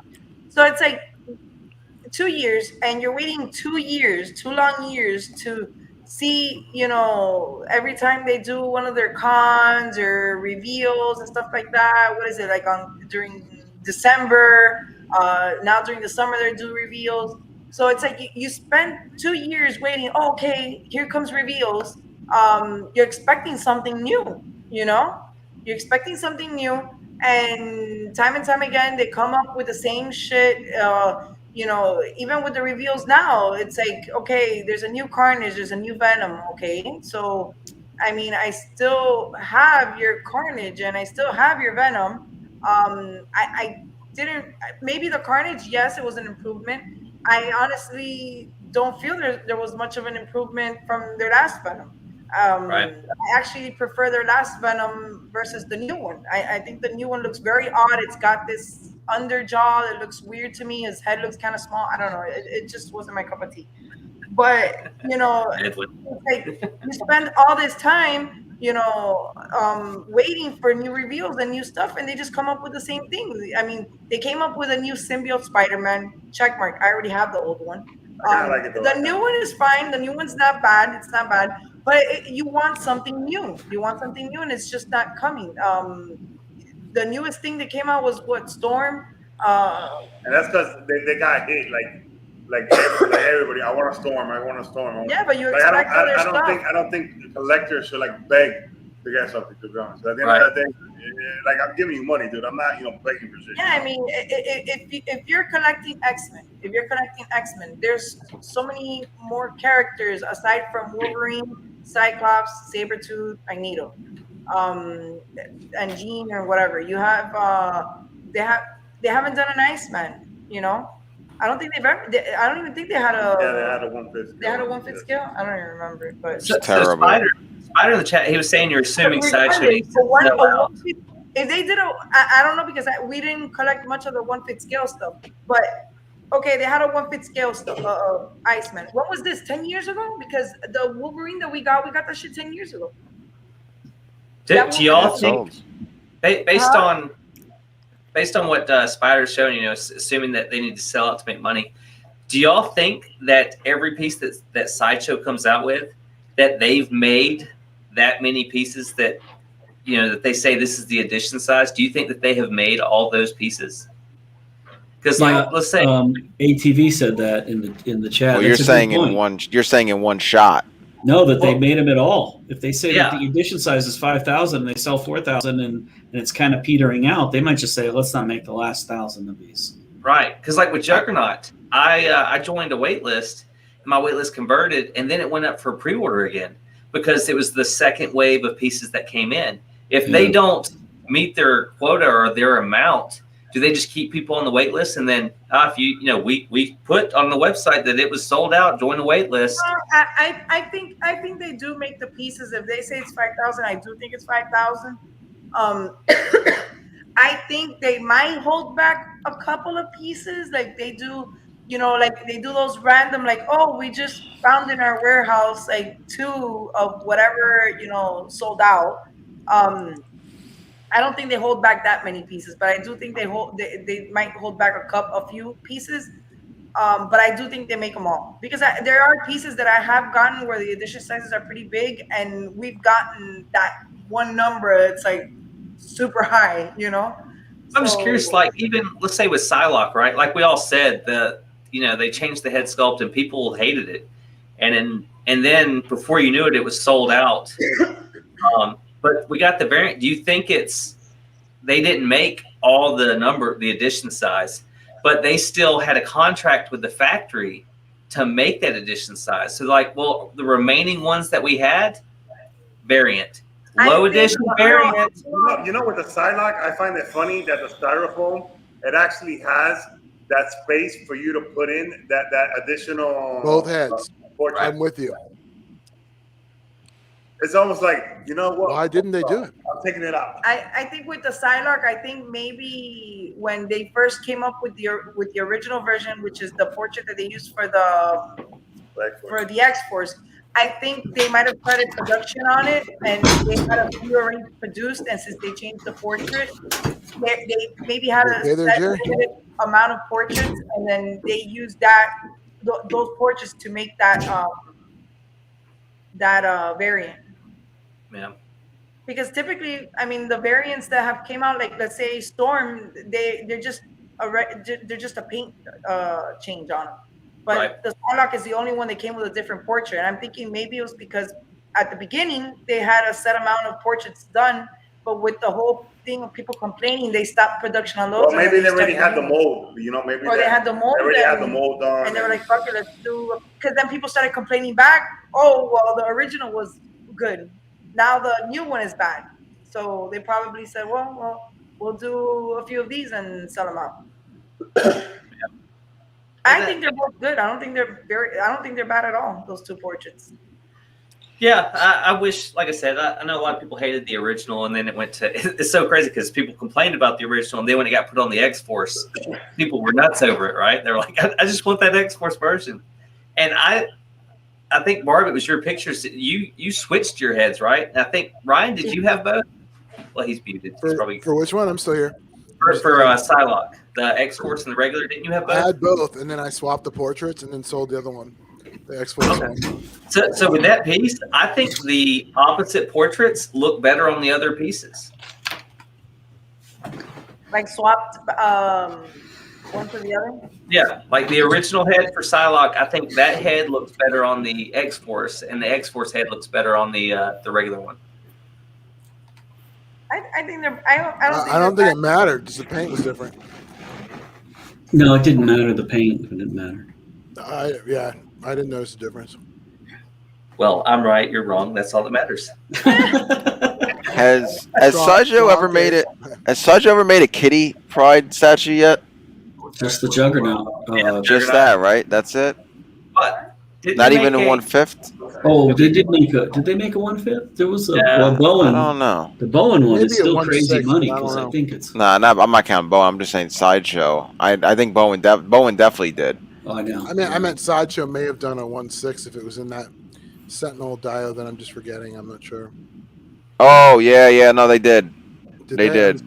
Beast and then, that was with Wolverine, I believe. She was with Wolverine on the Sentinel leg. Yeah. Mm-hmm. So that was the only one, besides the Juggernaut one exclusive. So as we get closer to 10 here, so the New York Con, maybe everybody's kind of sick of hearing it now. With them doing the, I believe it was the whole time it was you're going to have to wear a mask and the con type thing, but now they're making it where you have to get vaccinated. Does that push you where you're like, even if I was thinking about going, now I'm definitely not going, or I think that's a safe choice? What are your guys' views on it? Not to go political by any means, just are you okay with it, or because obviously you don't have. No matter what, we're going to get political with this. I think they're trying to appease both sides of the situation. Even the people who are vaccinated don't want to wear a mask again. I, for one, am vaccinated. I don't want to wear a mask again, but I will if it, keeps my family quote unquote safe, or what the fuck ever, how you ever want to classify it, right? So my sister my sister, she's got a blood disorder and all kinds of crazy stuff wrong with her because of obviously inbred. But if she were to get the vaccine, I thought it was her stripper gig. doctors Yeah. think that it would kill her just because of what's going on with her. So if she was a huge nerd and she had wanted to go to the con, well, that makes her out. Do you think they, if should they allow maybe a certain percentage of non-vaxxers, or I guess ultimately, if you got the vaccine and it works, then what do you care about the people that aren't vaccinated? What does it matter if they're vaccinated? It's not the con. In my opinion, it's not the con's fault, right? It's probably the city that's dictating what they need to do, right? Right. And they're just abiding by it so that they can still make the money and they can still hold the con. So I wouldn't hold NYCC too responsible for it, in my opinion. Right. I'm not in the industry, but I'm pretty sure that's how it works. Well, because they don't want to be responsible for another, wave or whatever, right? Convince a lot of people in one area, and then they all go back to their homes, and whatever happens, right? Well, New York is cracking down in general because we can't now. I forgot. You know how to wash your hands. Sometimes in September. Sometime in September. Yeah, we can't do any. If you're not vaccinated, you're not gonna be able to do indoor dining, no concerts or any sporting events or stuff like that. It's just gonna be a whole thing. So they're pretty much forcing you to get vaccinated. Otherwise, you're not gonna have any kind of social life outside. Well, it's kind of crazy. In Miami, it's actually, I think, kind of reversed. In Miami, they took down the bans, and they're not allowed to ask you if you're vaccinated or not. That's great. I wish it was like that here, but we're not. We're going in the complete opposite direction. Yeah, they made it to where it's illegal to nobody can ask you if you're vaccinated or not. That's how it should be. That's how it should be. It should be no one's business. I don't know. I think there's a lot of concerns with that. I mean, well, at the end of the day, let's say person, and I'm not saying what's right and what's wrong, right? But let's say person A. Let's say me and Greg, right? I don't know Greg, but we meet in Miami, or we shake hands somehow. Somehow we get some kind of breath on each other, right, of some sort. Hey, sexy. What kind of handshake do y'all do that you get breath on each other? No, it's very personal. I want to know this. We get up and close, right, Greg? But yes, he's like uncomfortable. But like, no, I'm loving it. I'm actually a little excited. No, but like if you're let's say you've got you're at a waiter at a restaurant and they happen to give it to you of some shape and form, yeah, right? Or someone on the street, right?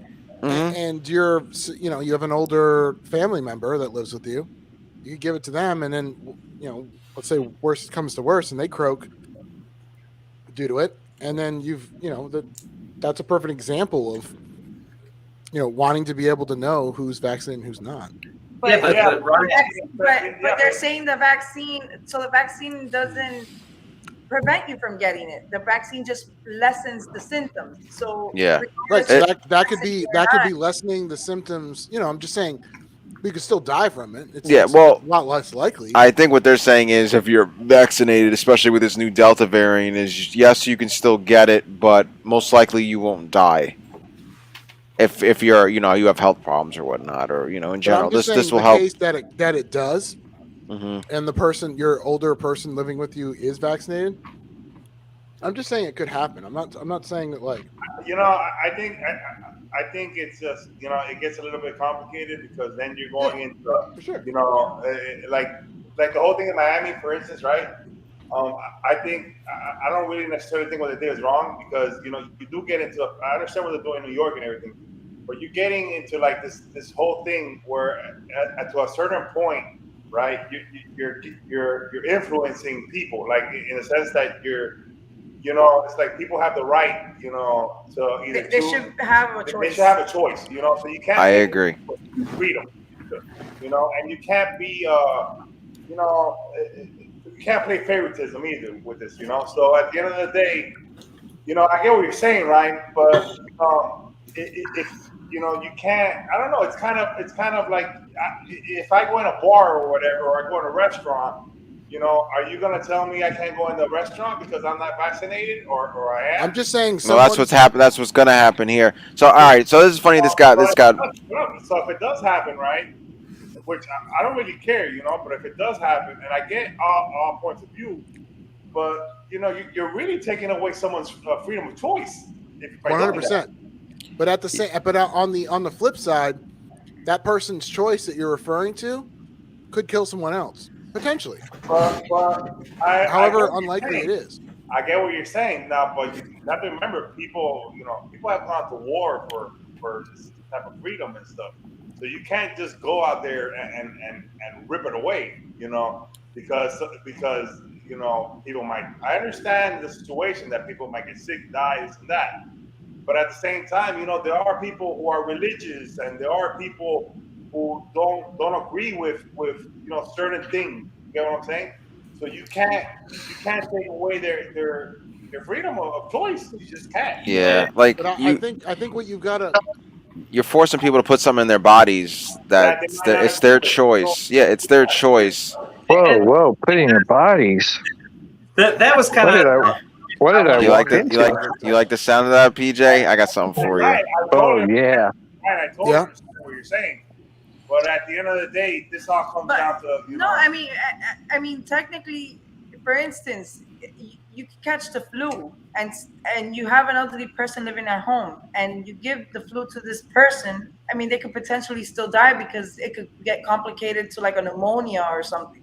You know, I mean, it's just true. So many things that this is supposed to be supposedly more contagious and more deadly, but that's not a bad example for sure. Yeah. No, that's what I'm saying. But I mean, the flu is also deadly. I mean, people. My dad has to take care of himself from the flu because if he catches, when I get, like, I just had the flu, I cannot go near my dad until the flu goes away, because if I go near him, he's a huge candidate for pneumonia. He catches pneumonia. You know, at the end of the day, I think at the end of the day, people just have to be a little bit more, you know, like you know, cautious or whatever. You know, like I went into a client's house today, right? Which she's a nurse, and she's like, make sure you wear your mask when you come in, because my mother-in-law got COVID, right? So I was like, okay. So I put my mask, you know, and I went in. But that's just, you know, I'm not gonna go in because, you know, her mother-in-law got. That's my view, you know. I'm not go in because, you know, her mother-in-law got COVID. You know, I'm not gonna see it any other way. That's just my view, you know, because I can't stop living. At the end of the day, I can't stop living my life because of, you know, a fear. Oh, how about Coke? But wait, and like I said, I only brought it up because it is, you know, it's New York Con, and I know a lot of people like to go to the cons and whatever. Obviously, I'm not going to pay the money for the con, so I'm kind of hoping that they cancel the con, which I know a lot of people, they enjoy the meetup and stuff, but I can't take off to do it. And even though the last con, you know, people kind of hate I guess the way that Sideshow did it last time, how they stretched it out for the full week and whatever. But you know, you try and watch people's con videos from the past, and you know, there's all these people around. You're doing close-ups behind glass, so there's reflection. It's hard to see. So I kind of enjoy the new standard as far as these online cons, like with what Prime 1 did. I wish everybody did like how Prime 1 did. How it's one night, they show you everything. You want to see it again, you can rewind it. We don't have to talk about it 5 days in a row or go back and. To be honest, I think Prime 1 set the level for like to do an online con. It's like I you know, there was even pieces of some certain statues that I don't give a fuck about, but just the way they presented it, you know, like the whole thing, I was like, yo, this shit's so dope, you know, like holy shit. Yeah. It really got you into it, you know. Absolutely. I agree, because like I guess you guys talk about the con, but so for me, I do have a ticket to New York Comic Con, which I am not going to go. Not because of the Delta variant, because there's no one going to be there. It's like, I'm vaccinated, so I could care less. Like, I'll go, but for me, it's just like, if I'm going to go, like, and take a day off from work and, you know, take a trip out there, I want to make sure that it's worthwhile. But if I'm going to go there and there's only a couple booths and like a couple artists, like, I'm not gonna go. Like, I think Figpin is like the only major company that's going, and I don't want any pins. Well, sideshow. I agree with PJ 100%. I wouldn't waste my money to go to something like unless I'm gonna have like the full experience. You get what I'm saying? Like I want my friends to be there. You know what I'm saying? I want to, I want an artist to be there because at the end of the day, you're talking about a couple grand you're gonna drop there. Well, that's what I was saying. Well, that's what I was telling the guys. If everyone goes, is I was like, I'll just meet up with. If you guys do want to go to the con, go ahead. I'm not going. I'm just gonna meet you guys after the con's over, and we can all hang out and chill. Like we don't need the. Let's put it this way: we don't need the con to all hang out. Yeah, it's really just an excuse. You don't need it to hang out. Everyone doesn't need to hang out. We could just pick a fucking day and hang out. Yeah, we could pick a comic book store if you guys want to see comics and whatever and statues. Let's go pick a comic book store and meet up there, and then hang out in a coffee shop or something. I don't know. I was looking at could do anything. In Orlando. I think it's was it this weekend or something? Or meet up in Panda Express. Like I've actually mentioned this a while ago. I just real quick. I mentioned this a while ago. Like I was talking to Tim about this, and I was saying he was on board too. I don't want to put words in his mouth, but I believe he is. We were talking about going to like Six Flags in like October or something, or during like Fright Fest. Get a bunch of us all just go and hang out and do something cool like that.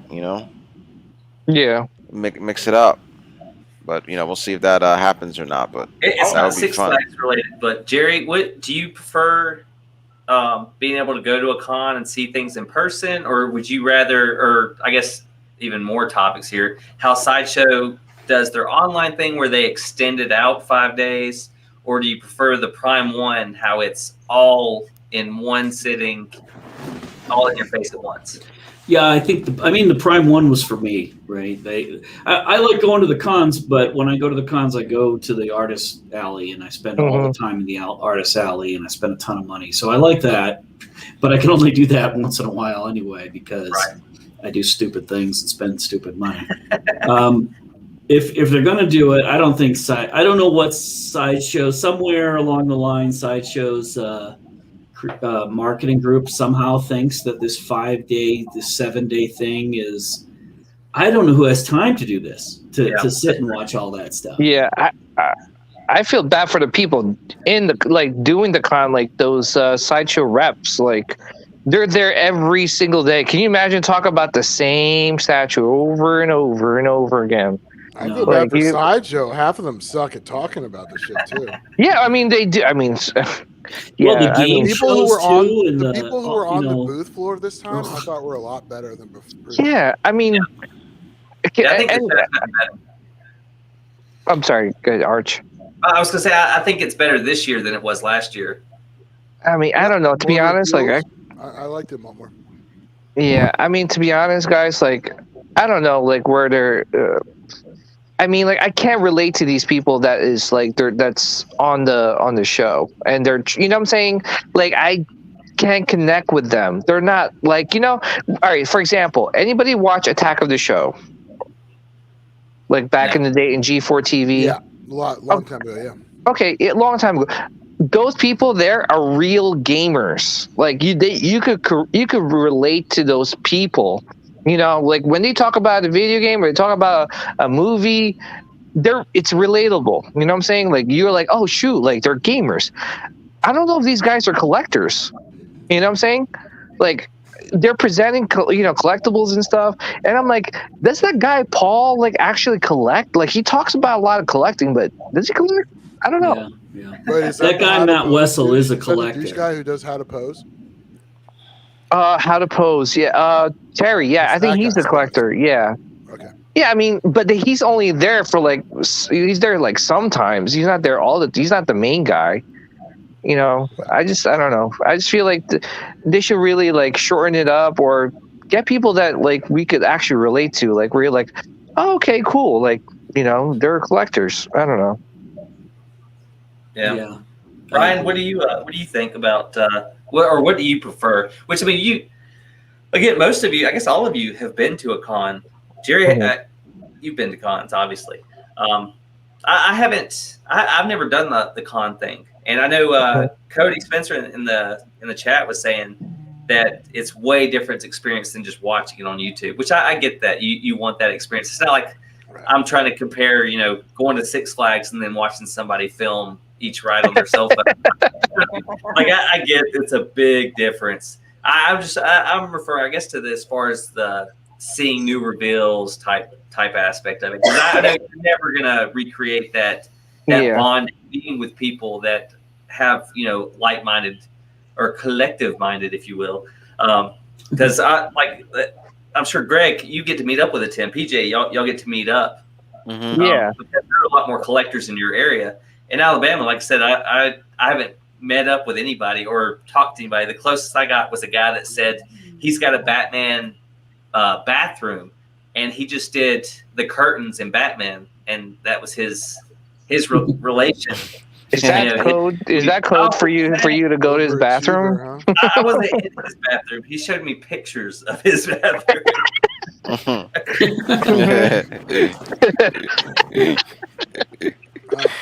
Interesting. Good.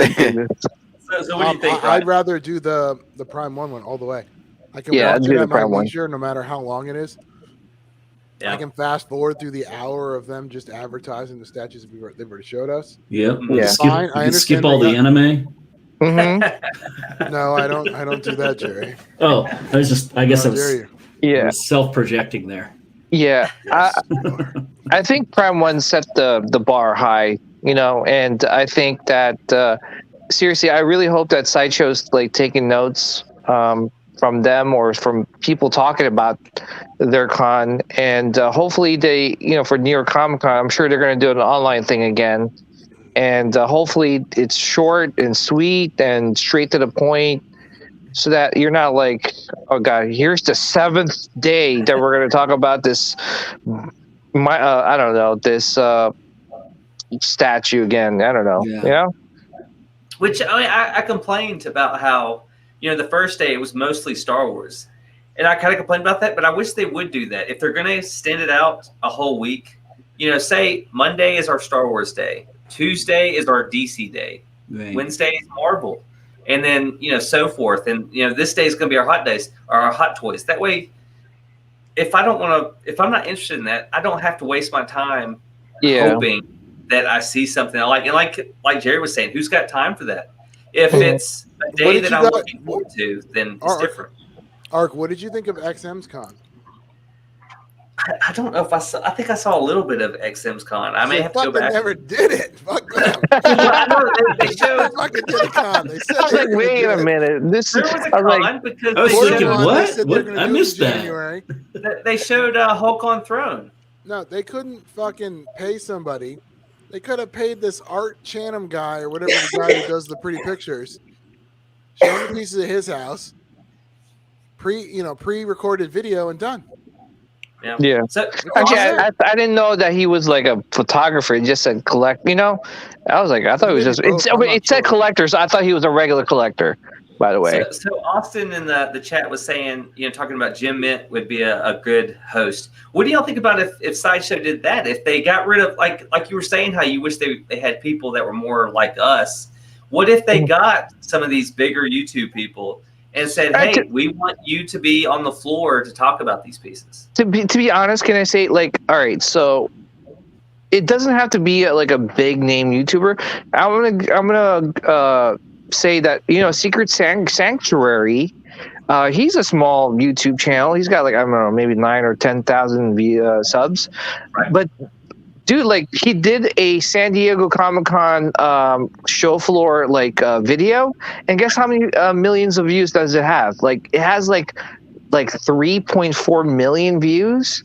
And he's got comic knowledge. He's got knowledge of the pieces. He's well spoken. Yeah. So I agree with that. And it's just one of those I like his videos, and just because it's simple, it's not flashy. It's just he's got knowledge for the characters, and he's actually keeping the statues that he buys. And it's relatable, and then when he goes to the con, it feels like you're next to him, and he's talking about the statue. And I feel like any of you guys going to Sideshow Con and talking about statues would be more interesting than the people that are actually hired by Sideshow doing the con. You know what I'm saying?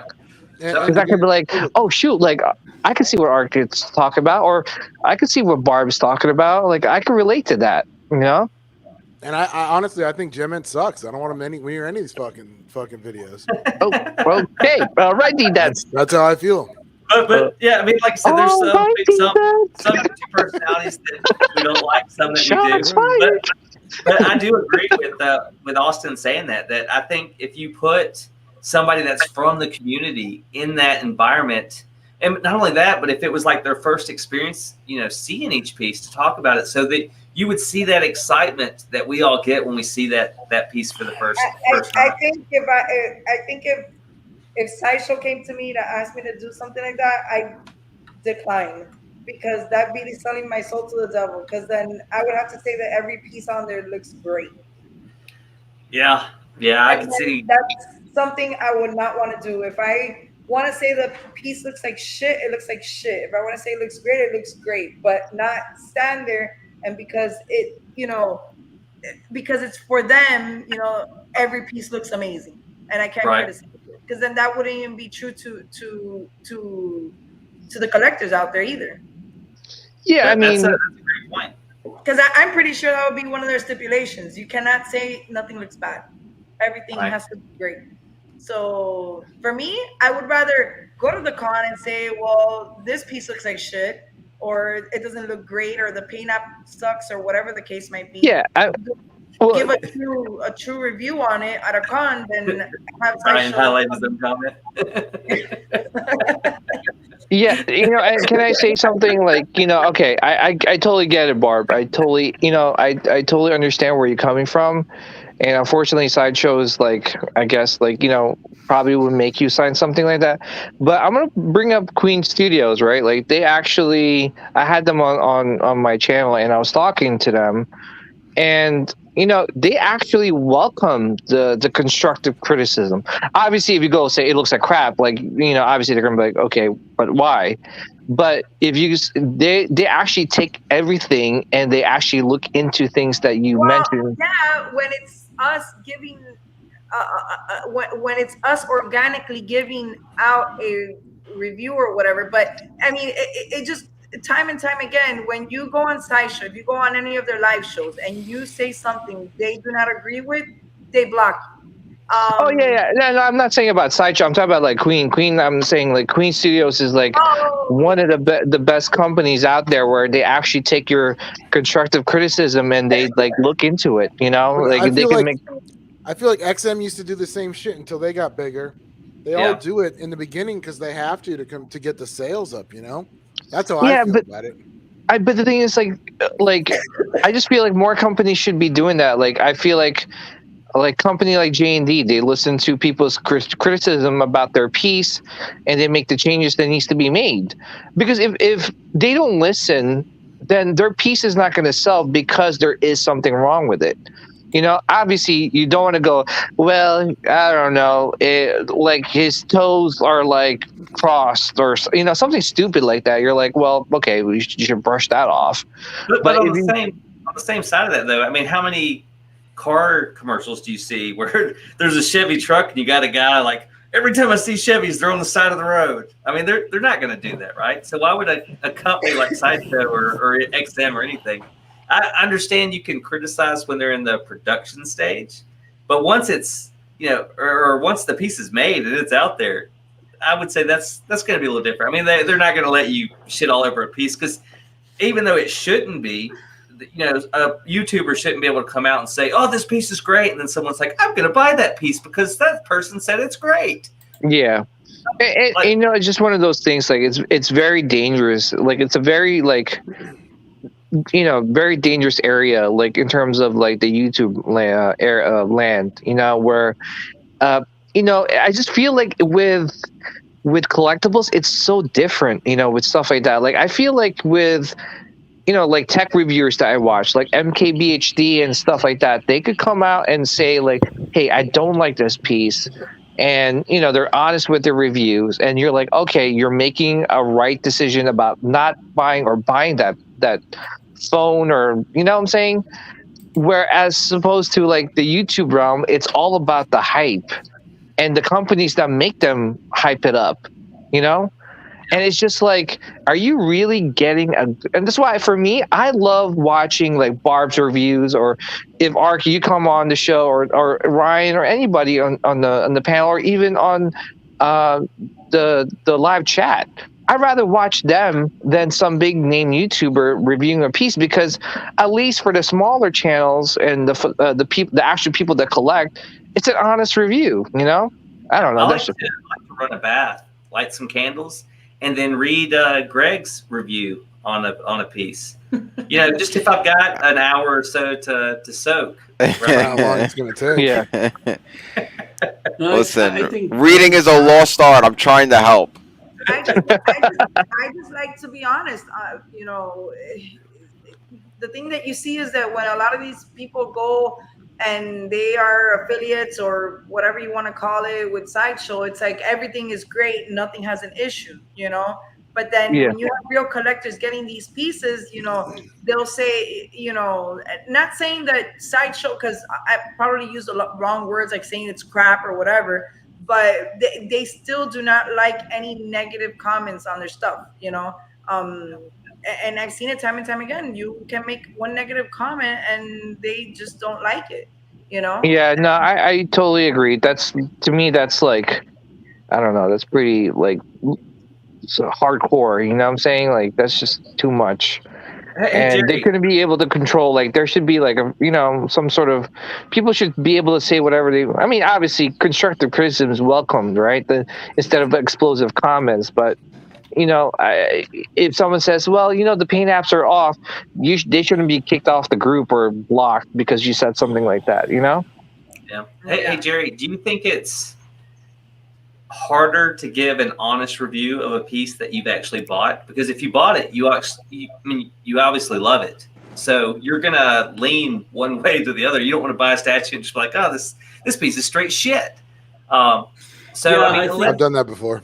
I've done it before. I didn't put my video up until after I sold it. If you go off on a piece and you say, well, the XM Venom is straight shit compared to Sideshow, okay, tell me, why is it straight shit? I mean, is it the paint app? Is it the sculpt? Is there seams? Is there something off with the anatomy? I don't know, something. But you have to be a little bit more specific than just say, you know, the piece is exactly. crap. I totally agree, Barb. Then you just sound like a freaking hater because you probably didn't get the piece or whatnot, you know. But I like to be more specific, you know, and say, well, I don't like it because, you know, it looks good in some aspects, or in some aspects you got this big seam, or you have this issue with the paint, or whatever the case is. You know, it has to be a little bit more constructive than just say it's a piece of crap, you know. You know, I was gonna say, and sometimes you could actually tell, like with the smaller channels, like if they don't like the piece that they bought, right? Like, there's been times where I bought something and I'm like, and it's like so hard to talk. You're like stuttering and you're like, well, this piece is good. That's how my night was with Jerry. It's lots of stuttering, lots of just I can't. I was gonna make a similar joke. I was stuttering after, you know, hanging out with Greg last night. but Jerry, back to the question to you. I'd love to have your input on it. And also, there's the other side of it that people say, "Oh, you shit all over a statue talking about it because you're not getting it, so you don't care." But it's almost like the people that are not getting it are going to give more of an honest opinion because they're not looking to get it, so they see it for what it is. Other than the people that just want to complain to complain. Do you absolutely. Think fine, Jerry? I mean, what do you think there? Yeah, I think there's a lot of that goes on. It's part of human nature. You spend a lot of money on something, you don't want to see the bad side of it. I think newer collectors are, kind of have more of that feeling. They're like, wow, I just spent all this money on this. I gotta like it. It's gotta be, I certainly want affirmation that it's nice and that it's a good piece. You want to hear that. I think as you get deeper into it and you've been around longer, you get a little bit more critical, and you can kind of roll with it when things come in and they aren't up to what you expected, and you can be critical of it. And I also think you're right about the like the kind of sour grapes thing that there are some people that aren't going to get something so that they find fault in it to kind of justify they're not getting it. I agree, Jerry. Oh my gosh, like seriously. Like I remember when Silver Surfer Barb, right?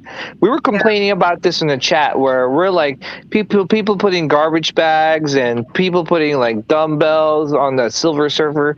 But then when it dropped, everyone's like, I need to buy it, I need to buy it, I need to buy it, I need to buy it. And I'm like, dude, like why were you crapping on the piece in the first place? I don't know. I just feel like people that straight up like just crap without offering constructive criticism about a piece are not getting that piece, and they're like Debbie Downers, and they want to make sure they want to bring everyone down. Yeah, they want attention, and they want to bring everyone down to their level where they're not going to get the piece too. It makes them feel better when there's like a group of people not getting that piece. You know what I'm saying? As opposed to maybe he's the only one who can't get the piece. I don't know. It's just one of those weird situations, And it's also, it's hard to judge a piece by the picture. Like I've always said, like there's some pieces where I thought that they looked awful in pictures and videos. I'll even say the life-size Wolverine bust that Sideshow did. Everybody hated it, from the videos, the pictures, because of that face and everything. But then once I got it in hand, I was like, it looks so different in hand. It looks so good in hand. So there is such a fine line between, like Jerry was saying, you paid all this money, so you better like it. So you got to convince yourself that you like it. To the people that just want to, hate on something because they've had a bad day, you kind of have to listen to everybody to put it together. But I guess that's the positive with the con, to go back to the con. Even though you're seeing it behind a box of glass, I guess at least you're seeing it in hand. Yeah. So I guess that would be the positive thing for it that most people would miss, other than of course seeing other people in their I totally agree. Like, it's better to see a lot of these pieces in hand. Let me tell you, when I first saw the latest Red Sonja piece that Sideshow did, it's sold out for a while now. But I remember when I was at New York Comic Con, I saw that piece. I was like, I'm getting that piece. Like that piece is beautiful, So it's just one of those things that, like, seeing in the con is different than seeing it in video sometimes. I got to make one last comment. I don't feel like I stop checking out other women. But I feel like I got to go back to the Queen and J&D Studios. They're much smaller. They have to go by the popular opinion to get those sales. I think from the major collectors. I don't think it's just like Walt and Chunky said up here, where XM used to do that. I think before they're bigger. Right. Yeah. That makes sense. They don't have to do it as much. Right. And they still do. I mean, you have to put a poll up and do the fucking market research for them. But once you do all that work for them, they'll do it for you, right? It's almost like still listen. Like you don't get paid. It's awesome. I mean, Larry, for example, the Archangel that they just dropped, right? A lot of people were complaining about the eyes being red, it's not accurate, and then they did change it. That was Collector Therapy did that. Yeah. The reason there's a Classic and an X-Force is because of me. Now, if I hadn't done it, I'm sure someone else have done it. I'm just prefacing with that. But hey, Ryan doesn't want to put the focus on him or let anybody know that he's the reason. Ryan doesn't want to brag, even though it's like the third time. By the way, Ryan is not bragging, guys. He came up bragging, but I'm just going to focus the camera. I'm not bragging, guys, but I did come up with the X-Force. Guys, I'm not bragging, but I did come up with the idea of statues. All right, well, guys, we've hit the 2.5 hour point. I'll end it this. Has anybody gotten any pieces in this week or ordered anything in? And it could be anything. Go ahead, Ryan. No, I've got in the a custom Red Hood, which I adore, from a custom company, like I said. And thank you, Barb, for helping me secure it, and Ohami. I'm sure he stood there and did something useful. No, but seriously, if I didn't have friends like you guys, I probably wouldn't have been able to get that piece, and that's awesome. that's all. To both of you. Oh. And that applies to all you guys here too. I'm not bragging, Ryan, but no, I'm just kidding. So now, Barb, on that note, Barb, let's put the full picture on you and say, if it wasn't for you, Ryan would not have had that piece. But have y'all gotten anything in this week or ordered anything this week? We haven't ordered anything recently, but we did get the custom Omega Red that I had posted in the group earlier. It looks yes. very Wait, nice. hold on. Define recently. He said within the last week. Have you ordered anything in the last week, Ohami? No, we haven't. We haven't ordered anything in the past month, maybe. Whoa, really? Ohami, you haven't ordered I don't anything feel in like the that's past right. month? Well, he didn't pre-order That's anything. bullshit. He didn't pre-order anything. Well, actually, it was 2 months ago that I had pre-ordered that Iron Studios Joker, the one on the throne, the 150. Just to keep us fucking honest here, Ahami, when did you order that bishop? Month and a half ago? That one doesn't count, remember? A month and a half ago. Wasn't it like 2 weeks ago, dude? No, I feel like time moves at a different rate where you live. No, it's on July, like the beginning of July. Oh, okay. Never mind. Okay. Well, Never mind. But yeah, we got the custom Omega Red. I thought I had And that is very nice. it was actually July 26th because I ordered it July 26th. Huh? They just threw you under the bus. No. All right. Well, what about you, Jerry? Jerry, have you, Bishop Jerry, was. have you got anything? I didn't get anything this week. Did you buy anything? Well, back to the spreadsheet. That sounds like a lie. Oh yeah, I should What? look at the spreadsheet. This is going to be a right? big number. No. If it's anything, it was maybe one. Was there Oh wait, any Jerry, Thors? I'll show you a picture if you want. Maybe you might pre-order this. I mean, seriously, this spreadsheets really work, guys. Like, I mean, I don't know. No, it's Let me just show you. documentation. Let me show you another Magneto on Throne that's coming. It's just documentation that you fucked up. Ryan, how many times have you changed your spreadsheet in the last year? Oh, to answer to ATV, yes, we did get the Phase 3 Wolverine. Lots. It's actually right there. Looks good. I don't have anything new. Way to disappoint, Jerry. Sorry. PJ, Yes. what about you, my man? What have you got anything in or ordered anything in this week? Yeah, so I actually I told you guys I think last week that cable premium format by Sideshow should be coming. That have his video up. We're just gonna watch Jerry as PJ narrates. I'll just move my mouth and you can pretend I'm PJ. Go ahead, talk. Oh, that's right. I haven't seen pictures of it. Yeah, so I have cable premium format coming in next week. It's shipped, and I am Jerry, and I am. Let's get. Oh no, but so yeah, so I also ordered the legendary scale like Yoda. Oh, cool.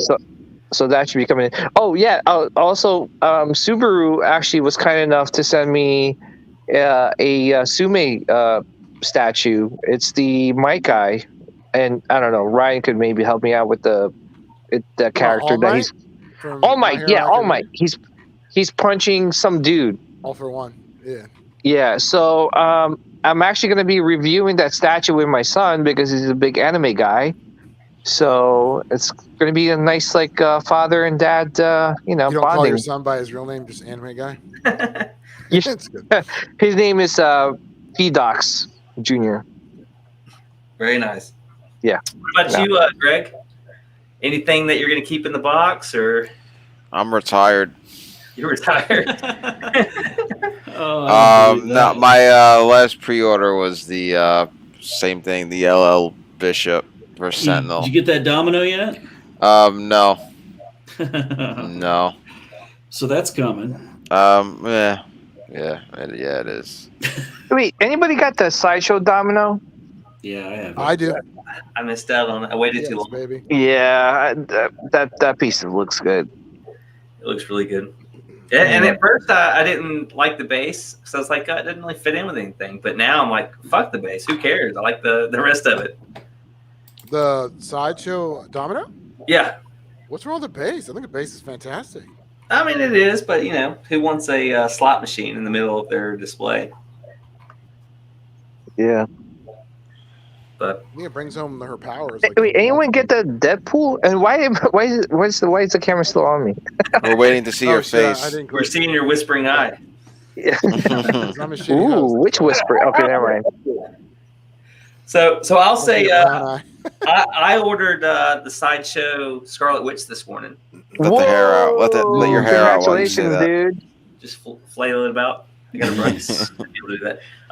But yeah, I was able to use all my, or at least most of my. I think I may have a little bit left of my reward points since they expired at the end of the year. So I went ahead, and when I was ordering, it was saying that it was like limited stock availability. I mean, have they given the ES on that piece?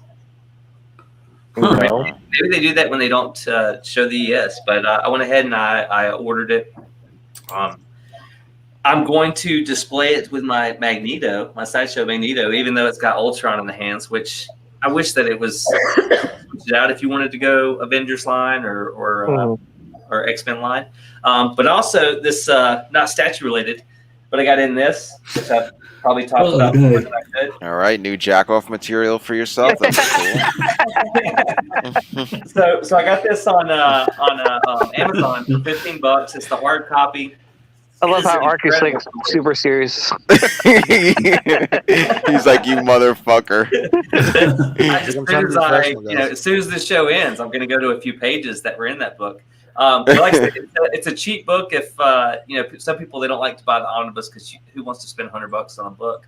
But that book was only $15, and you can read it all in one day. Maybe that sucks. Pay $15 for a one-day read. But man, I wish so bad instead of Birds of Prey that we got that story. And it also makes me wonder, which we can probably talk about later, is in that is it's Harley becoming Harley Quinn as a psychologist and everything, and it talks about her going to college, but it shows her interviewing all the different Batman rogues, and it makes me wonder in order for them to do that in a movie, is it kind of like license for a statue? Do they have to get approval for each character to be in a movie? Because it seems like you could have, pick anybody to play Penguin. If it's going to be such a small role, it doesn't really matter. But I would think it would be huge if you had so many more characters in a movie, them in straitjackets, her interviewing them. It would have been a really, really cool thing, I think, anyways. But like I said, I don't know if it's you have to pay more to have that character with it being DC or Marvel even. But I got that in, and then I also got the new or Volume 2 Stan Lee Fantastic Four omnibus, which I still need to finish reading Volume 1 so that I can dive into Volume 2. But that's what I got in. So You look so cute, Art. So on that note, I like how he just like put his hand through his hair for real quick when you said that. He's like, yeah, I do. So on that note, I thank everybody for joining. I think I saw at least 20 people, of course, minus the 5 that are or 6 that are on the panel. But I like the chat, the answers they come up with, the questions they ask. I encourage that. Anytime that we can get them involved is always more fun. Yeah. But well, great job, Mark, for hosting. Awesome. Thanks. I tried not to drink too much in the beginning. Like I said, that Red Bull kind of fucks me up in the beginning. I had a little bit of the shakes. Some people thought that I was too quiet in the chat, and that was just me. In my head, I was running around the room. I thought that was your butt plug. On the camera. That's why I stayed sitting down. It was trying not to. Oh, also, the other thing that I got a new chair in, so I don't have to keep borrowing my wife's chair. So now I can look as cool as Jerry does. I mean, mine's like the recast version of Jerry's chair. What, my chair sucks? Jerry's is the better one? Well, Ryan, I figured if we did any more spotlight on you, you were going to bring up the Archangel thing again. So I was trying to. All right, come on, you don't have to put the spotlight on me. That's But on that note, episode 3 is in the books. Next week, I think Ryan is saying that he's not going to be here. He's leaving us. Is that true? Yeah, Ryan? I gotta be a dad and take my kids on vacation and shit. That sounds lame. But what an excuse. Jeez. wait, I think PJ is hosting next week, right? No, I'm towards the end of the month. Oh, I thought you were the 21st or something. Okay. I think we're on to Barb and Ohami maybe host if they want to, or Yeah, this week I'm good.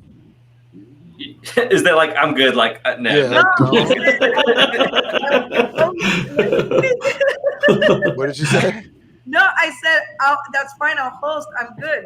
Oh, cool. I thought it was like I'm good. Fuck you guys. Like I'm Yeah, right. and that's It's cool like- too. Like if you don't want to, that's cool. All right, cool. But on that note, anyways, like I said, thanks guys for joining, and we'll see you next Friday. Peace out. Later. Good night. Later. Hey.